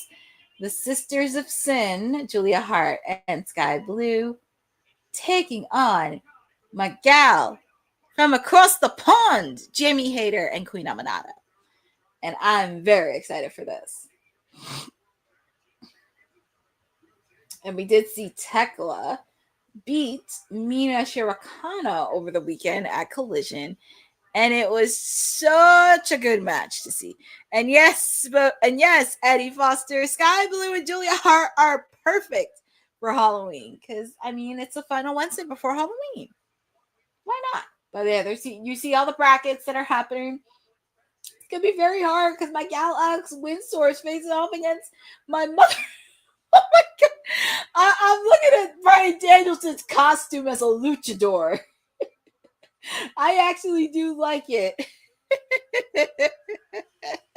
I do like the getup that he makes, and I actually do like it. But here's Miss Jamie Hayter and Queen Aminata, and they got the shades on, and I love it. I love the jacket. And look at Queen Aminata. It looks like she has a Dalmatian jacket. I love it. They got the shades on. They got the jackets on. And also make sure, I know, it took you a minute, Boza, to knew that was Brian. Yep, that's him dressed up as a luchador for Halloween. Which he does. Oh. Let's see. We got some breaking news. Penelope Ford injured her arm. She is questionable for the tournament, and she will... Oh, boy, that's interesting. So thanks to Boza, a little bit of breaking news that happened right now.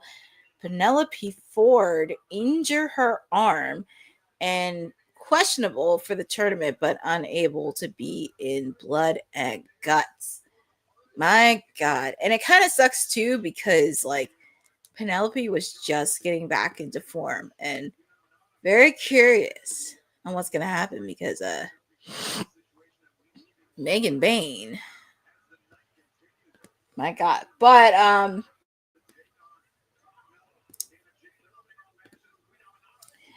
we do have a qualifier match for the tag team. We have Sisters of Sin, Sky Blue and Julia Hart taking on Jamie Hayter and Queen Aminata.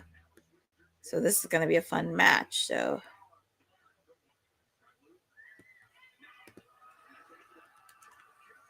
oh boy, Penelope Ford. The chocolate kisses. And homage to Stephanie Vacure.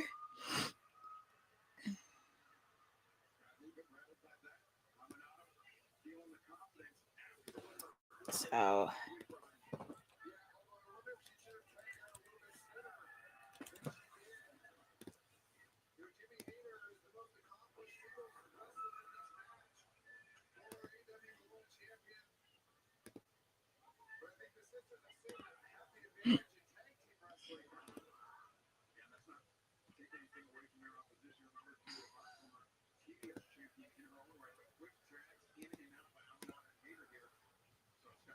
yes, Miranda and Nixon Newell, formerly known as Tegan Knox, confronted Ty.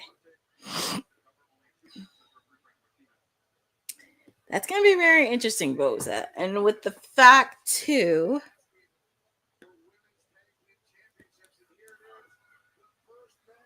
let's see. These ladies are killing it. But feel free to put in the chat who you have.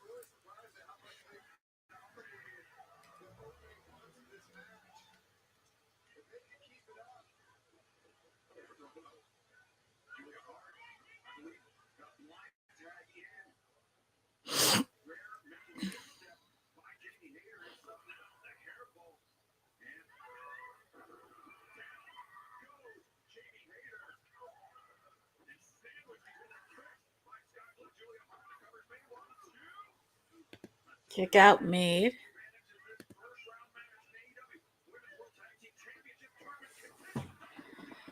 Oh my goodness. Yeah, of course I'm going with my gal. Yeah, Boza, I do believe, because it did say that some breaking news. It did say that she did get hurt during collision. It's gonna be very interesting on how they're gonna shift gears, because Penelope, she was doing so well, then she got injured, and then this happened. Yes, I'm happy that I hosted too.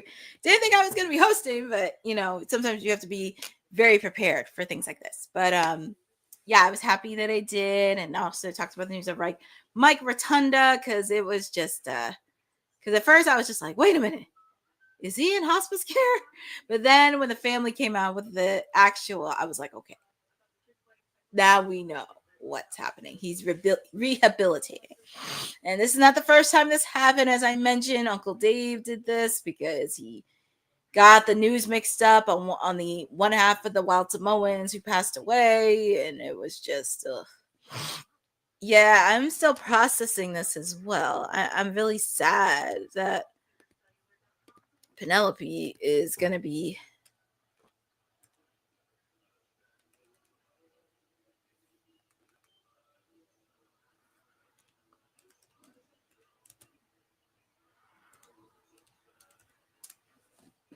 yeah. Oh, you're right. Okay, so Boza, because I'm looking at this on Twitter. So Brian Danielson, yes, Excalibur announced that Penelope Ford suffered injury. Yep, and the status may be in question. So I'm looking at this. Okay, so Danielson, oh man, that really sucks. So I'm very curious on how this is gonna go. Once in a while, I would always get some breaking news, but I'm just really sad about Penelope Ford and all that good stuff. So, but we do wish Penelope Ford a speedy recovery on everything going well. But even I'm watching this on TBS, but the match is in picture, but two ladies that know each other very well, Julia Hart, Jamie Hayter.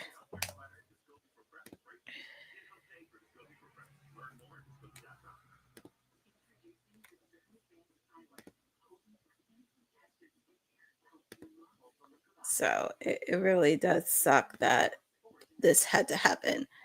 But like I said, I do wish Penelope Ford speedy recovery, and it kind of sucks. And I think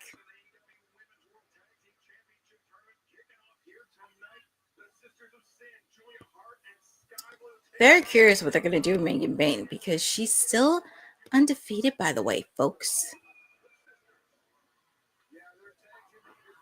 I know it's crazy when it happens when I'm on board, but do want to wish a speedy recovery. It's going to be very interesting, especially with Megan Bain, because she had the only loss she had, of course, against my mother, one of my clientels, Tony Storm. But other than that, she hasn't lost on Collision. She hasn't lost. So very interesting to see how they're going to do it, because I know they want to keep Megan Bain very powerful, but also really a force to be reckoned with. But I'm just happy to see Queen Aminata on weekly television. It makes me smile. I'm just laughing at Jamie Hayter's face. She's just looking like, oh. And also shout outs to Denise too. If you have not already checked it out, she's also doing a watch along on AEW Dynamite as well. Make sure to check out our interview with Jamie Hayter.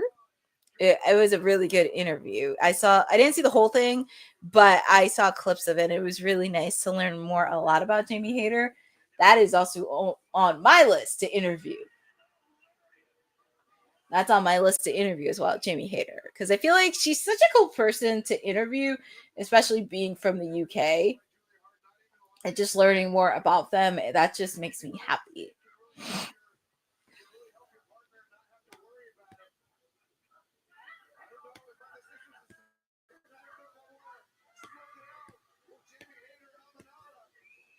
Look at this. Double tag team for Jamie Hayter and Queen Aminata.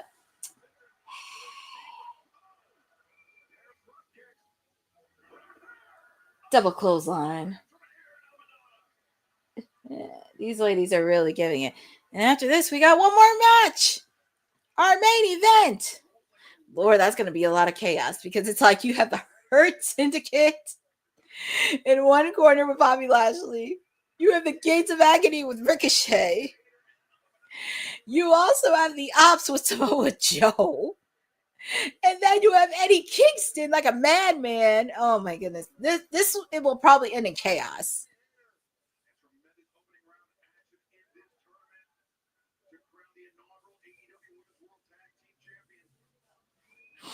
We don't know how to take in shot. Her and Sky Blue are taking shots. And also, you got to make sure you got chemistry in the ring.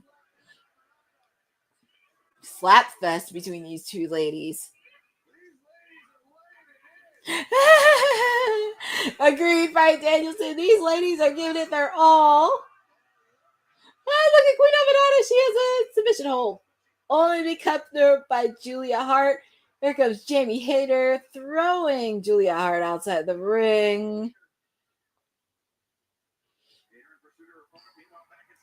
I mean, I picked Jamie Hayter, Queen Aminata, but at this point, I don't even care who wins at this point. Every single lady. Oh, and here comes the Toxic Spider Tekla, because she's got some unfinished business with Jamie Hayter, because I mentioned she did beat Mina Shirakawa. Oof, 2-on-1. And your winners are the Sisters of Sin, who now advance. And with some help from the Toxic Spider Tekla, because I guess her and Jamie Hayter still have a beef with each other. And hopefully we figure out what's going on with the female Blood and Guts, because, well, there's going to be a lot to think about even throughout this tournament as well. Like, who is going to be part of it?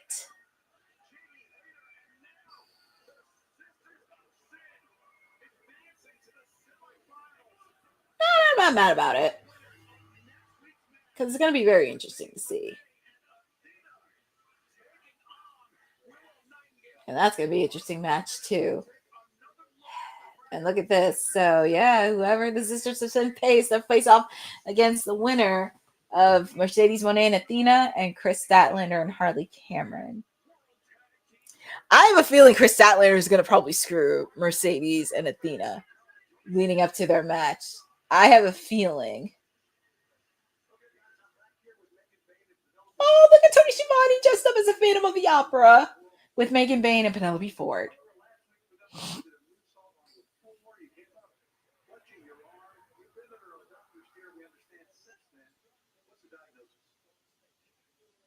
tore my UCL, which means I'm out indefinitely, and I'm not here to compete That really does suck.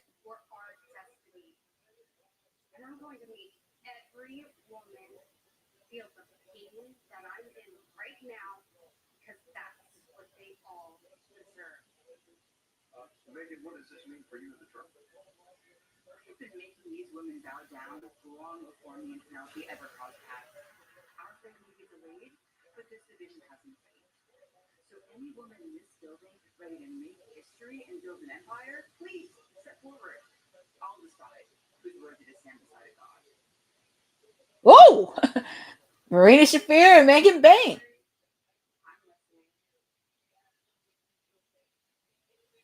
Well, John Moxley.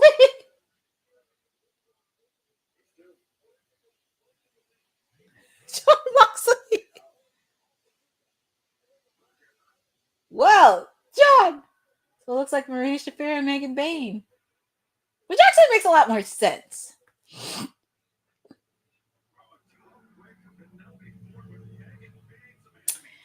I know. Ty and Anna Jay. That's going to be a very, very uphill battle. It's going to be a very uphill battle. John is happy there's a fee. I know, right? Like, if you saw the look on John's face, and I think that's going to lead into a deeper thing with the blood and guts, because Isis said Marina Shafir could be in it. Megan Bayne. I know, you would think, because now Ty and Anna Jay. Oh, man. It's going to be very interesting to see. Well, would make a lot more sense. And it's funny, the crazy part about it is with Megan Bayne, she's supposed to be helping Stokely and FTR. But I guess they don't need their services.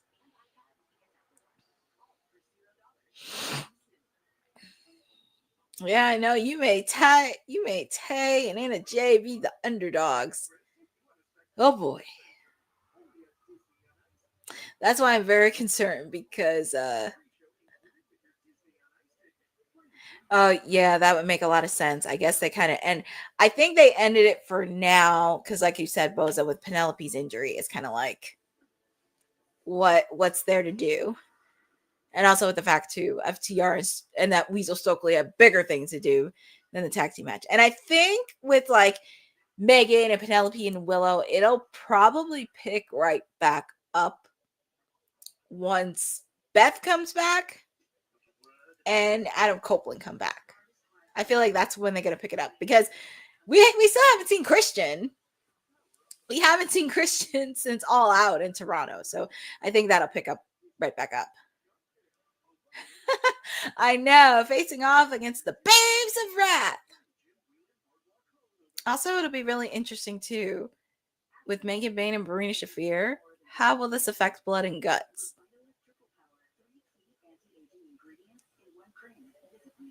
Yeah, that's what I'm thinking too. And with the fact Nick Wayne is not cleared to compete. It's not cleared to compete. But I think, like, with Megan and Penelope, Willow, FTR, and JetSpeed, I think that'll pick right back up. Like I said.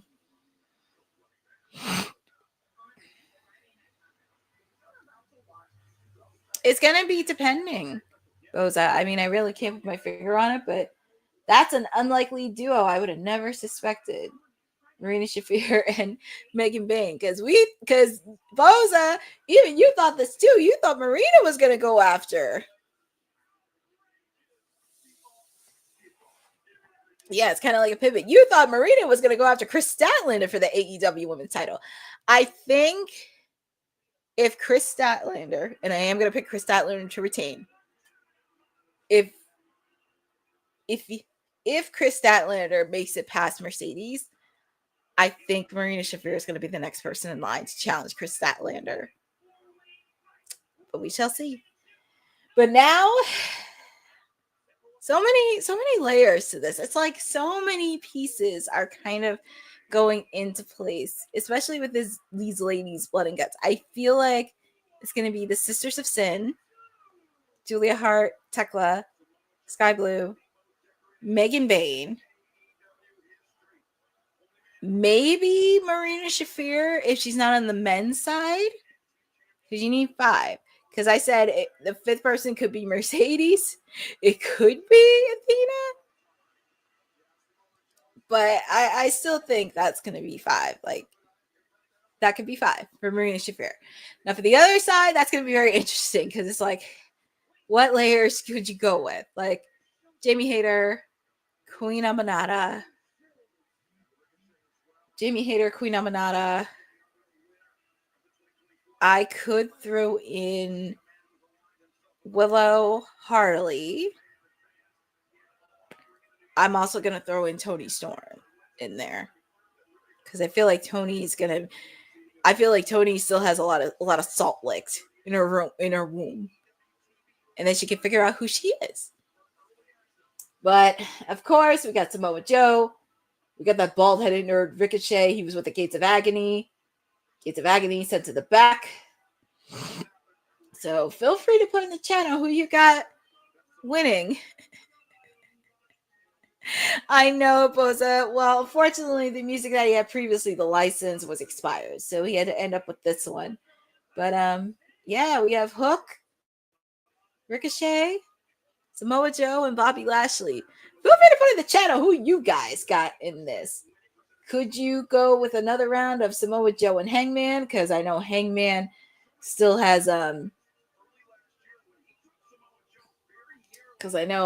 Hangman still has some issues with the ops. But you would think I would pick Samoa Joe for this, but I'm gonna pick Bobby Lashley for this because he has not had a pinfall loss. And like I said, it's been a year because he debuted last year on Fright Night and destroyed Swerve Strickland. And here we are a year later. And here comes Bobby Lashley. Okay, the cameraman just messed up. He had one opportunity. I understand it's live TV, but there's Bobby Lashley. I thought at least we would see a glimpse of MVP and Shelton Benjamin, but I guess they know Bobby can handle himself. And people love Bobby. They respect him. They love Bobby. Look at Ricochet. He doesn't like that either. They're chanting, "We hurt people." They're really chanting, "We hurt people."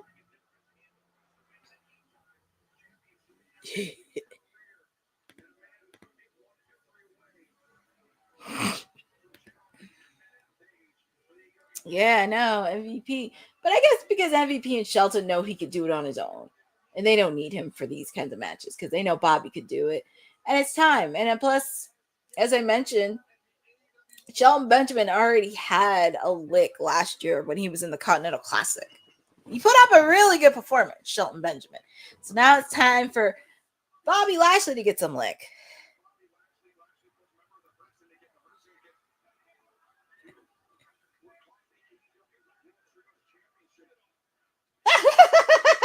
Man, that was really unfiltered.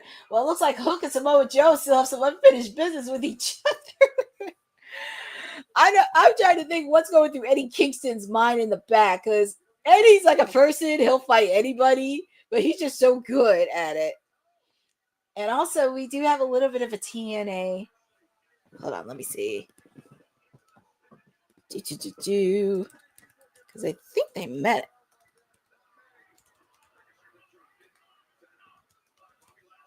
Because I think, let me see.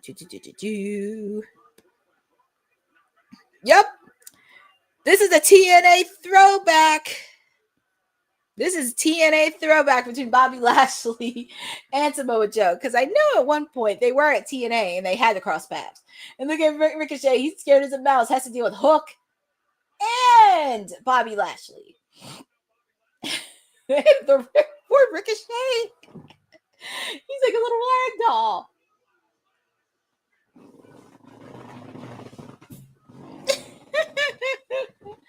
There's Hug. Nice suplex by him. There's Bobby Lashley. Well, you gotta remember, this is every person for themselves, and you can't really do that. I'll never forget last week. Seeing Powerhouse Hobbs and Bobby Lashley in a match filled with meat.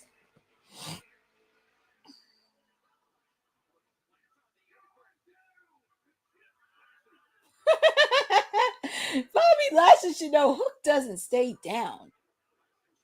Ooh, and took Hook outside the ring. He should know Hook cannot stay down. Did you even see his match against Samoa Joe for the AEW World Title? My God.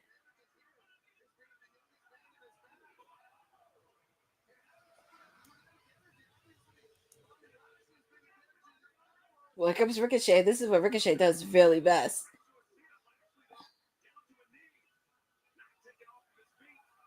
Here comes Samoa Joe. What's Samoa Joe doing?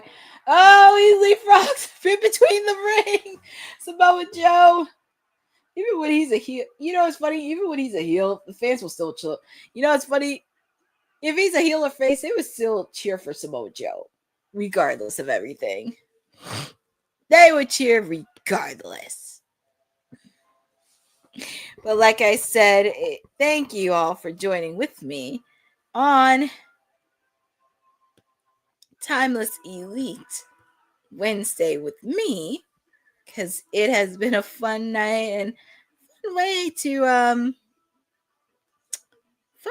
to spend the last Wednesday before Halloween in this match. All right. I think. Yep. This is our year. You know, it's giving AT&T a best deal on the new iPhone 17 Pro without needing the most expensive plan to copy anything. That's the two things that can be a good call. So how about we try something that's timeless? That's crazy. And there's just so many memories to keep. But I'm watching this on TBS. It's a picture-in-picture, and we do see in the ring Samoa Joe taking out poor Ricochet. And poor Ricochet. Hook is in the ring. Samoa Joe and Hook still have some unfinished business with each other. So that's going to be very interesting to see.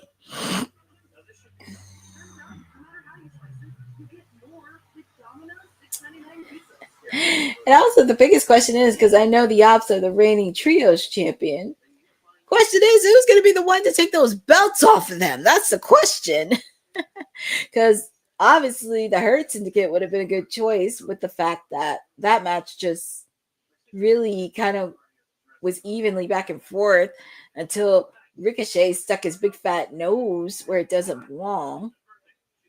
And then you have the Outrunners and Dalton Castle picking up a few undefeated wins, and they can make their round in the trios division.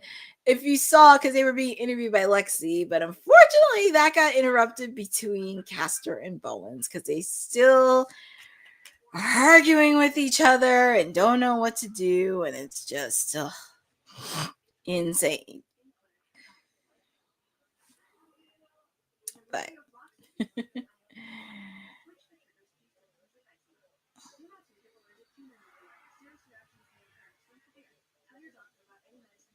I'm just looking to see if there's anything happening in the world.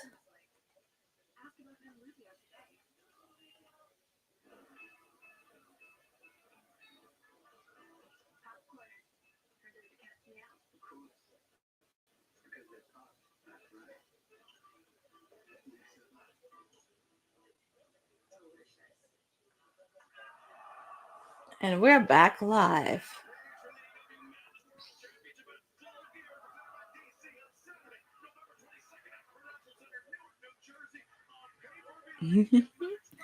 And we are back live with our main event. Samoa Joe Ricochet, Bobby Lashley, and Hook. Fatal 4-way match. And the winner gets the grand prize. They get a shot for the AEW World Heavyweight Championship against Hangman Adam Page at Full Gear in the Garden State.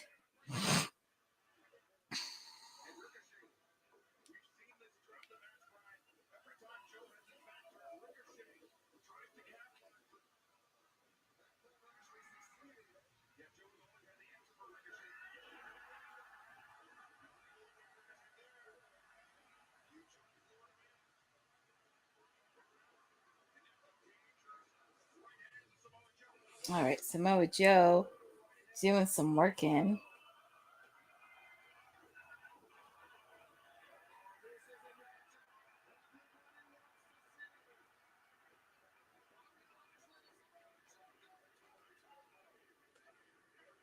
beat. Does mean these guys know each other very well. You got to go back with a TNA throwback. People think they care Samoa Joe. You need to go see their match at TNA. Poor Ricochet. Poor Ricochet. He just doesn't know what to. That man does not know what to do with himself. Kick out by Hook.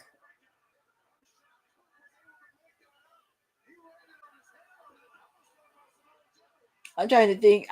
I wish I could see like MVP's reaction in real time right now.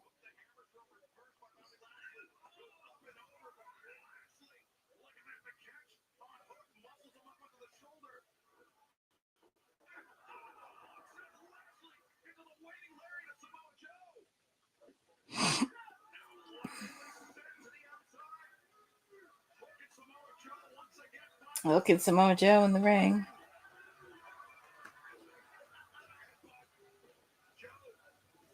Look at Samoa Joe.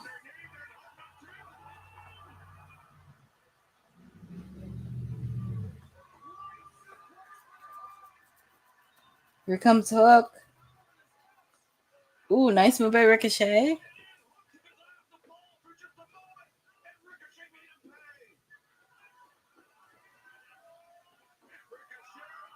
Ooh, nice.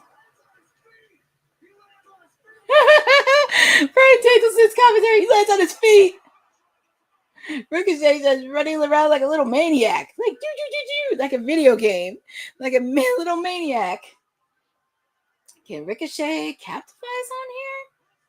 Couldn't he do it? Can he captivate his opportunity? Kick out made by Hook. Ricochet really was that close on getting a victory.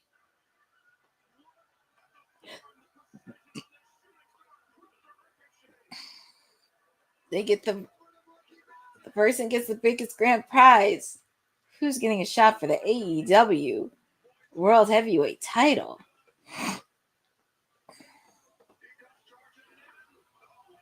Oh my God, Hook!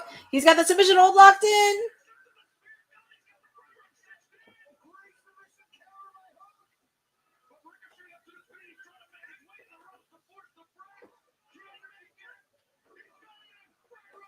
Is he really going to put that submission hold? No. Samoa Joe.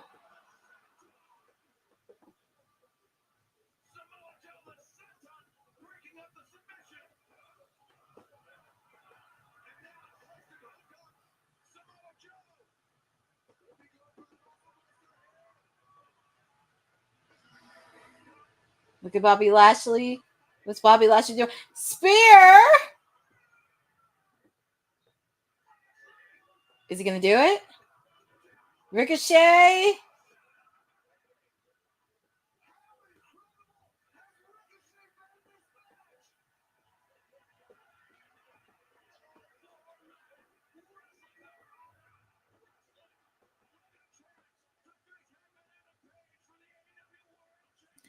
I mean, it's pretty much who is the person to go for the richest prize?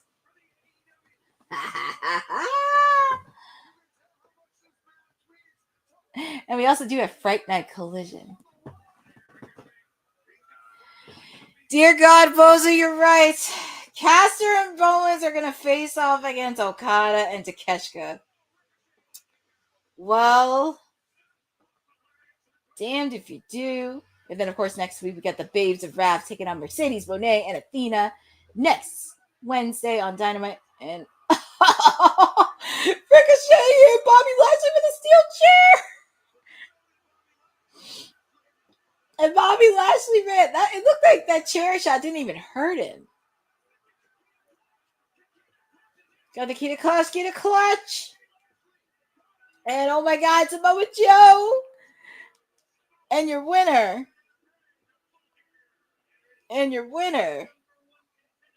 Is Samoa Joe. Samoa Joe is the number one contender for the AEW World Heavyweight title. Which kind of makes sense because Hangman still has, and he's still pissed off Wrestle Dream and Bobby Lashley running, chasing Ricochet with that chair because that still keeps that ref. We're going with the Demand and the Hurt Syndicate, so at least they have something to do. Yeah, it's gonna be round 2, but Hangman is still pissed off after getting screwed by the Ops at Wrestle Dream. So yeah, but here comes Shibata and Powerhouse Hobbs, where you see Tony Schiavone dressed up as the Phantom of the Opera coming into the ring to congratulate Samoa Joe and just waiting.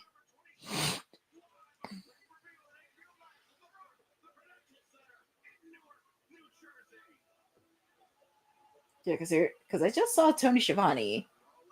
Well, let's hear what Tony Schiavone has to say to Samoa Joe.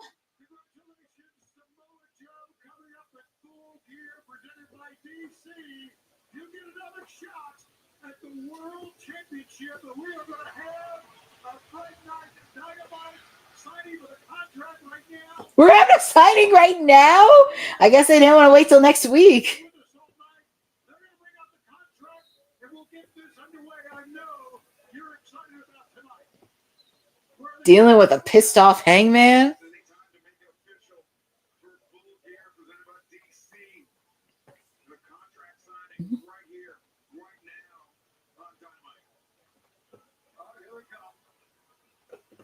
Oh.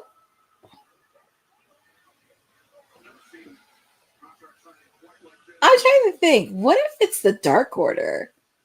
Because technically, Hangman still has association with the Dark Order. I know, right? But also, kind of do have a throwback here. That's what I'm saying, Bozo. Like, what if it's Hangman and the Dark Order? Because technically, Dark Order still has some relationship with Hangman. I would not be sad if it was the Dark Order. Because I was like, I don't think it's the Outrunners at Dalton Castle.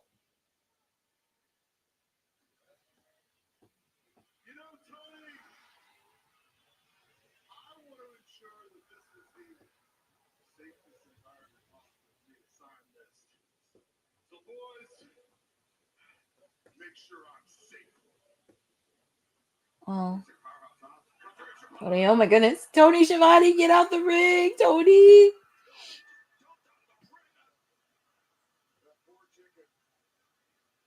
Okay, so as long as Tony Schiavone's out the ring, then I'm fine. I was like, I don't think that's Hangman.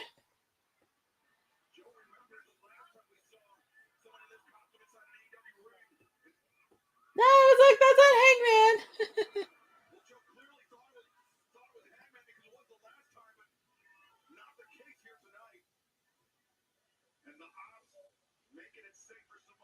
I guess it wasn't the Dark Order then.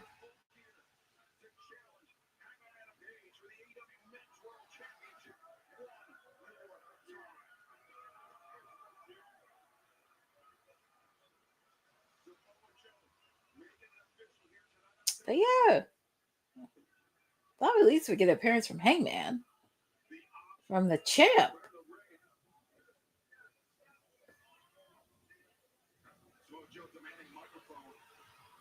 Oh, we got a microphone.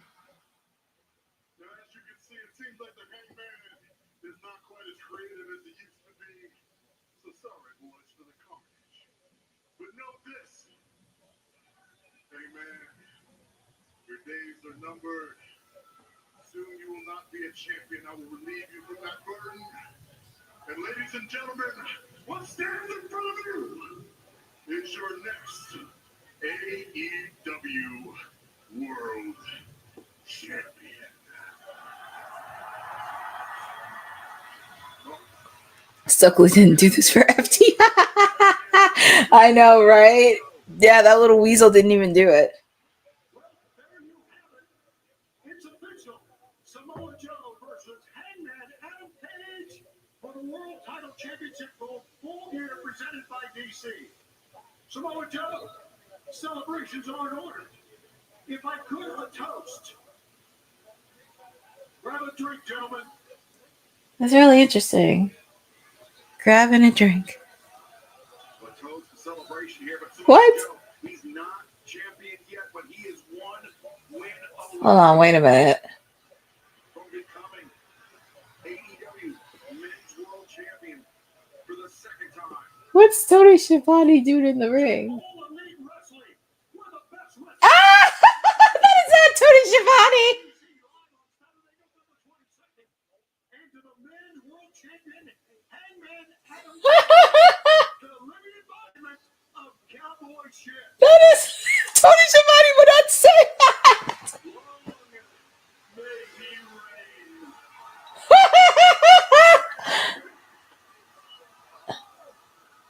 That's not Tony Schiavone at all. That is so not Tony Schiavone. That's actually pretty good. That was Hangman in disguise. Well, happy Halloween.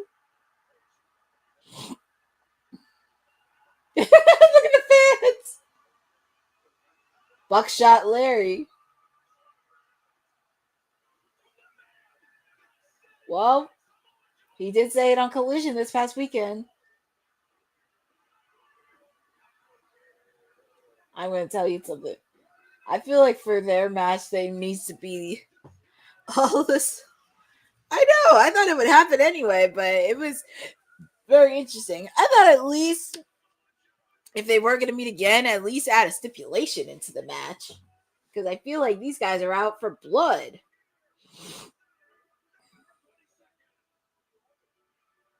They are out for blood.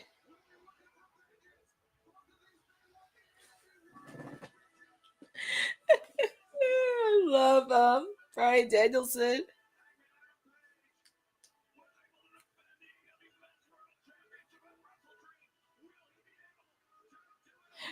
Poor Samoa Joe's like in a gaze. And Hangman wants a piece of him. I mean, it's gonna be a good match. I just wish they kind of added a. Well, that is true, Boza, because I feel like for their match they need like a stipulation for this match. But yeah, we shall see on that. But it was very interesting, and this is how we end Fright Night for Timeless Elite Wednesday. This was a very good, interesting episode. All you guys and ghouls on the final Wednesday night to get you ready for Halloween. There was a lot of tricks, a lot of treats, a lot of chaos and mayhem and surprises that we had to wrap up the final Wednesday before Halloween. So much has happened, and I just can't believe it. But thank you for joining with me, your Timeless Elite, as she went back to the 80s. And your PR princess joining you on this special edition of Timeless Elite Wednesday, not CEO Wednesday. But it really is. But I do want to thank everybody for joining me on this special watch along edition. It's just been so fun. I don't think I'm going to do a post show because you already seen all the chaos and mayhem with me. And it has been a long day. I've been very productive. It's been a long day today, but do want to thank everybody for joining with me on the chat. And yes, Boza, unfortunately, Castor and Bowens have to face off against Takeshita and Okada.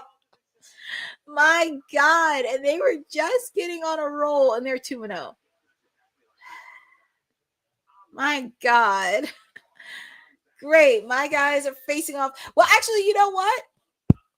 This could actually be really interesting with Okada and Takeshita, because if Takeshita and Okada lose, that's just gonna escalate. I know you didn't want to be, but unfortunately, we found out on Collision. Damn it! So we found out. My God.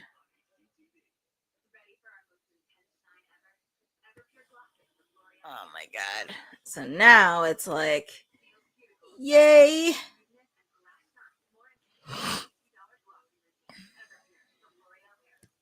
But yeah, unfortunately, because I just saw the AEW little graphic card, and I'm like, oh, looks like it's gonna be Caster and Bowens facing off against each other next week.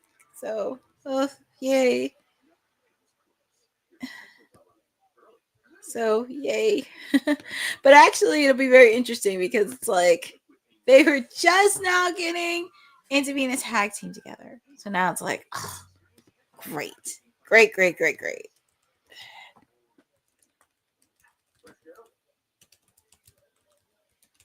So, my God. Yay.